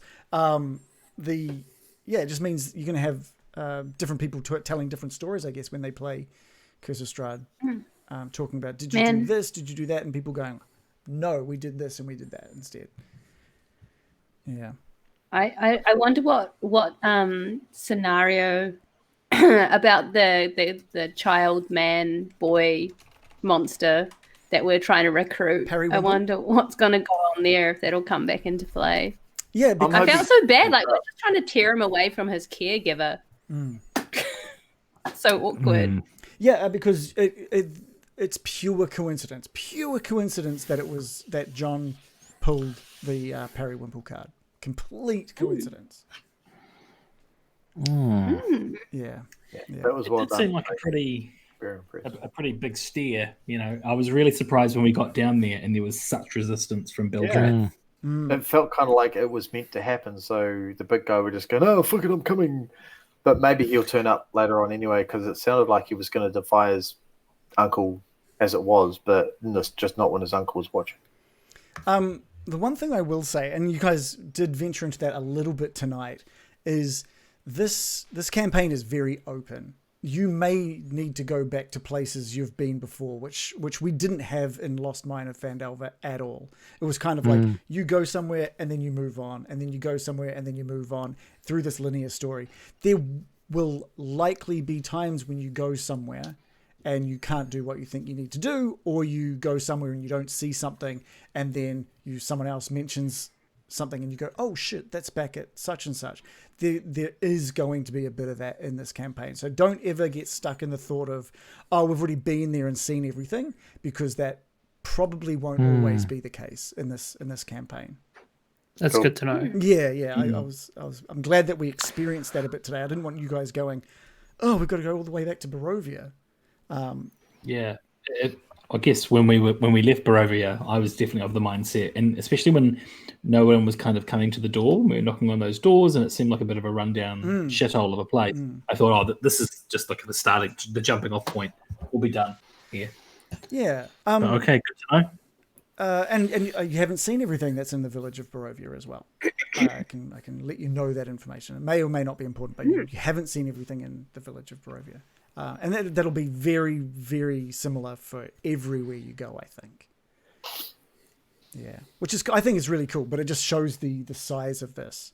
So just because you couldn't convince Bildrath to let Periwinkle go, it doesn't mean it's your last time in Barovia. It doesn't mean it's the last you've seen of Bildrath. It doesn't mean the last you've seen of Periwinkle. It's a big place. It's a big campaign. I was trying to find... it was turning into one of those situations where I didn't want to just be like, all right, DM speaking, just leave. I didn't want to do that. I wanted there to be that resistance between you and Bildrath. I wanted that to be a moment, a memorable moment. And I think you guys will remember that conversation with Bildrath for a while. Yeah, I felt like at the end of the day, we were in the wrong, trying to barge in, trying to grab his intellectually disabled relative. to certain death is the way he saw it. Yeah. I'm like, that's fair. Yeah. But it was cool that we tried, and because we're just like, the prophecy foretold it. It'll be a thing that happens, and it's like, well, fate's not always like that, I suppose.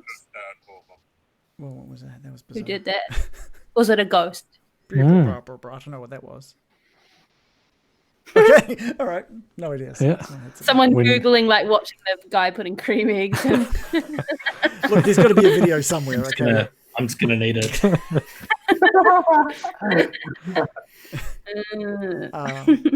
Yeah. So I really like the whole Tarocca reading, the card reading. It's just it was really cool. I was really excited to get that going. Yeah. Originally, it was cool. Originally, I was just going to have Madame Eva deal the cards herself. I can't believe that I got the old lady pie lady, that I've been obsessed with. I just think that's pretty lucky. I mean, Madame Eva told you to pick a card that you had a connection with. I was like, should I pick the one below it or above it? Ooh. Yeah, figuring out how to make that like interactive with you guys. I was so happy because there's no instructions on how to do that. I think they normally just get you to do it yourself. So that was. How did you do that? I had to go into the settings for the cards. Let's turn them back on. But that's how fortune telling always feels, though, because it's just like it's so perfectly tailored to me. So because I've just noticed because it's so general. Yeah, but yours actually wasn't. Yeah, yours was actually really quite perfect. Yeah, it's called mine a one was Barnum really statement. vague. I'd need to re-watch what my one said. Right. What was yours, American? You got the. Healer. You got the healer. Look for a pool blessed by sunlight. So yours was the pool with the sunlight thing to look at. Yeah, these are the cards on the Roll20 cover. On like Strahd's got all these cards. Yeah. All over him. So the cards are obviously a big part of it. Whoa! He's hiffing him around, the fucker. Crazy. Yeah. So you do another reading. another one. So yeah, I want some help for me, not my character. Can you do my reading now? No, I'm not going to. No, the more readings we do, the water it down. But yeah, so effectively, you guys are. I don't even think we need these cards now, so feel free to just fuck with them, I guess. But no. Respect, Madame Eva. Well, I don't water it down. You're like, just fuck with them. I don't think you guys can flip them over. Only I have the ability to flip them over.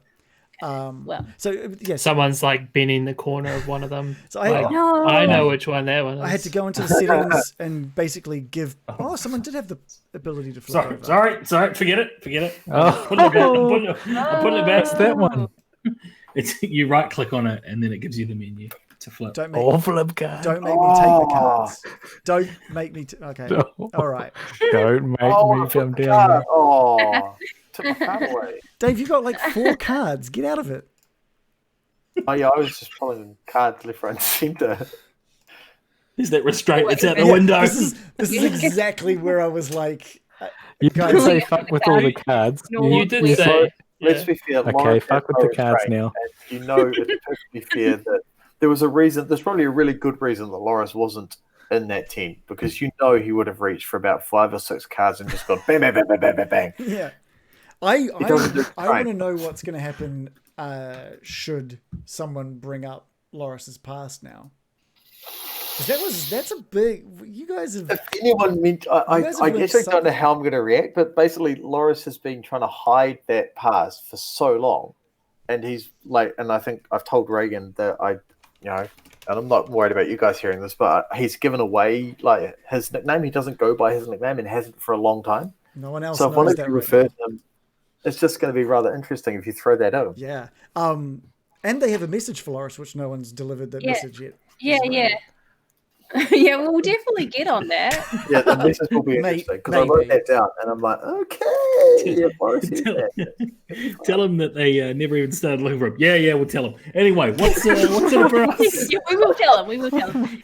Later on, like two weeks later, like, oh, she had a message for you, but I forgot. What was it? Wasn't I did say I would tell him, but I've been waiting for the right time, not just like as soon as I saw him next. Hey, I know you've had a few, but It'd be interesting to what you Everything's fine. Nobody was even looking for you. I even noticed you were gone. And she referred to me as a thief. Yes, you did. Reagan's stealing all my cards back. I don't think it'll surprise anyone to like understand that he would have Fine. You past can like have that. them. Yeah. What was his name? Storm. Z. Storm Striker. What? Striker. Storm Striker. Storm Striker. Sounds Nazi-ish. Don't think it is. Yeah. Storm. I'm just checking my notes. I don't think it is. Yeah, Morley had a little bit of his past come up as well. Which... I was intrigued by American's past, but obviously Loris didn't hear it. But the whole that you're in exile, I was like, oh, that's interesting. And your reaction to it was like, ooh, someone doesn't want that coming out. But what did I do want to know what American thought of what she followed up with? 'Cause she gave you some information even you didn't know. I'm talking about Joe as well as American. Yeah. I think that's why she was really shaken and quiet. But yeah, it would have been like an almost unwelcome thing to hear. Like, you know, when you try to put events out of your mind and then someone brings them up again and you're just like, oh, I didn't want to think about that. Yeah. Yeah, that was cool. It's very cool.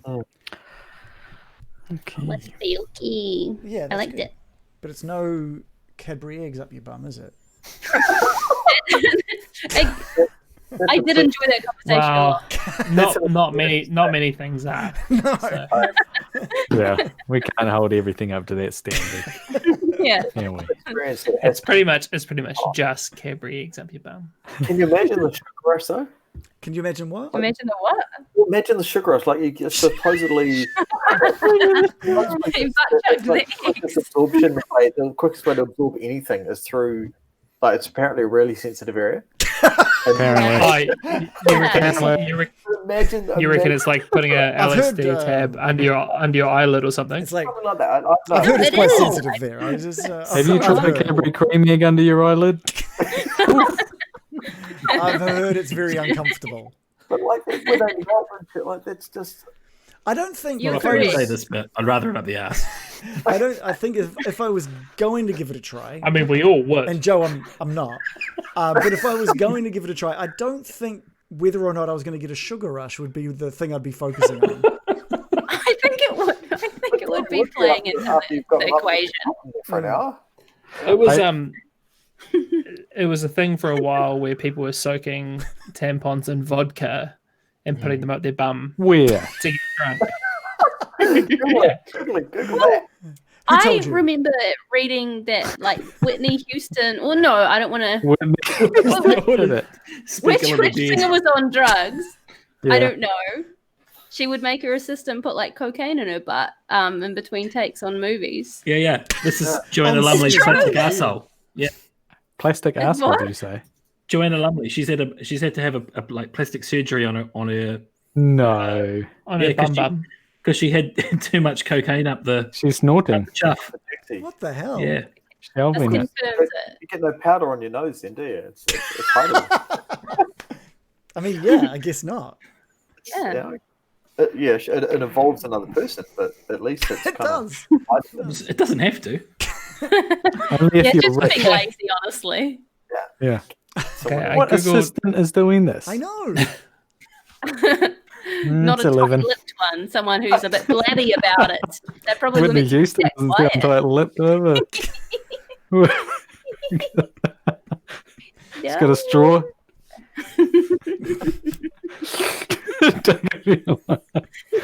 Could have gotten Okay. more inventive. Yeah. Uh, Don't make the assistant do it. It's the safe You're way. not doing a handstand or something. one of the Just in the trailer, right? Just open up the When he's assistant like, knocks in the spritz trailer, perfume and walk through it. just knocking on the trailer door. She's like, "You can come in." And just like open up the door, and she's just like butt up in the air, Just a Open funnel. Funnel in. open and away, just whistling like a Coke bottle. Someone's doing it with their feet. Couple One of of cream the- eggs in the corner. Oh no. Debauched. This is why you need to sign an NDA or make your assistant sign an NDA. You've We've talked about discussed this this before. God. Yeah. You've already thought of this for your billionaire dream, Yeah. haven't you? Mm. That's what the NDA is for. For all that butt chugging of cocaine. Oh. or eggs or whatever. We wouldn't judge you. All right. Good stuff, a cream egg with Well, cocaine. Here we go. Before we move Oh, on, that's the best. I do want to ask Shannon, what do you think of Baron and the Pie? Oh, I really thought it was great. I was, I think it was inevitable, really, Yeah. in some ways. That was great. Yeah. It was good for you It's, guys. I didn't know that was going to happen. Yeah, and you but, haven't really told anyone either. You've just woken up in a bit of a foul mood. Mm. Yeah. That's I love the He lied to description. Loris. He was just like, I'm fine. That's right. Yeah, the description was great. It was like, very, I could really picture it. I was imagining skeletons dancing in like a ring with people. That's I don't know if 100% anyone else yeah, what was thought happening in this world. I was imagining The Simpsons. Can you imagine a world without lawyers scene? With that rainbow, all the people dancing. I was imagining the end of 40-Year-Old Virgin where they dance around to Age of Aquarius. yeah. I haven't seen it. I'll post it in the chat. All right, are we going to leave it there? Are we good to wrap up? Yep, cool. Yeah. So thank you all for watching and following, and if you want to show your support, come say hi in the Discord. Subscribers get extra little abilities in there, so you can help out. If you want to see things that led up to where we are tonight, we've got the podcast. We've got all of our episodes on YouTube as well, and we've even got a couple of shirts underneath the stream if you wanted to purchase it and join us wearing the cool shirts designed by Mirakin and Shannon. So Joe and Shannon. So thank you guys for the designs, and thank you guys all for watching and supporting. And huge thank you, enormous thank you to the subscribers that have helped us. Well, it was a big juicy hello and thank you for subscribing. But also thank you to the players for making DMing this so much fun. So we'll be here at the same time next time, and come see us. Goodbye and kisses. Bye. Love you.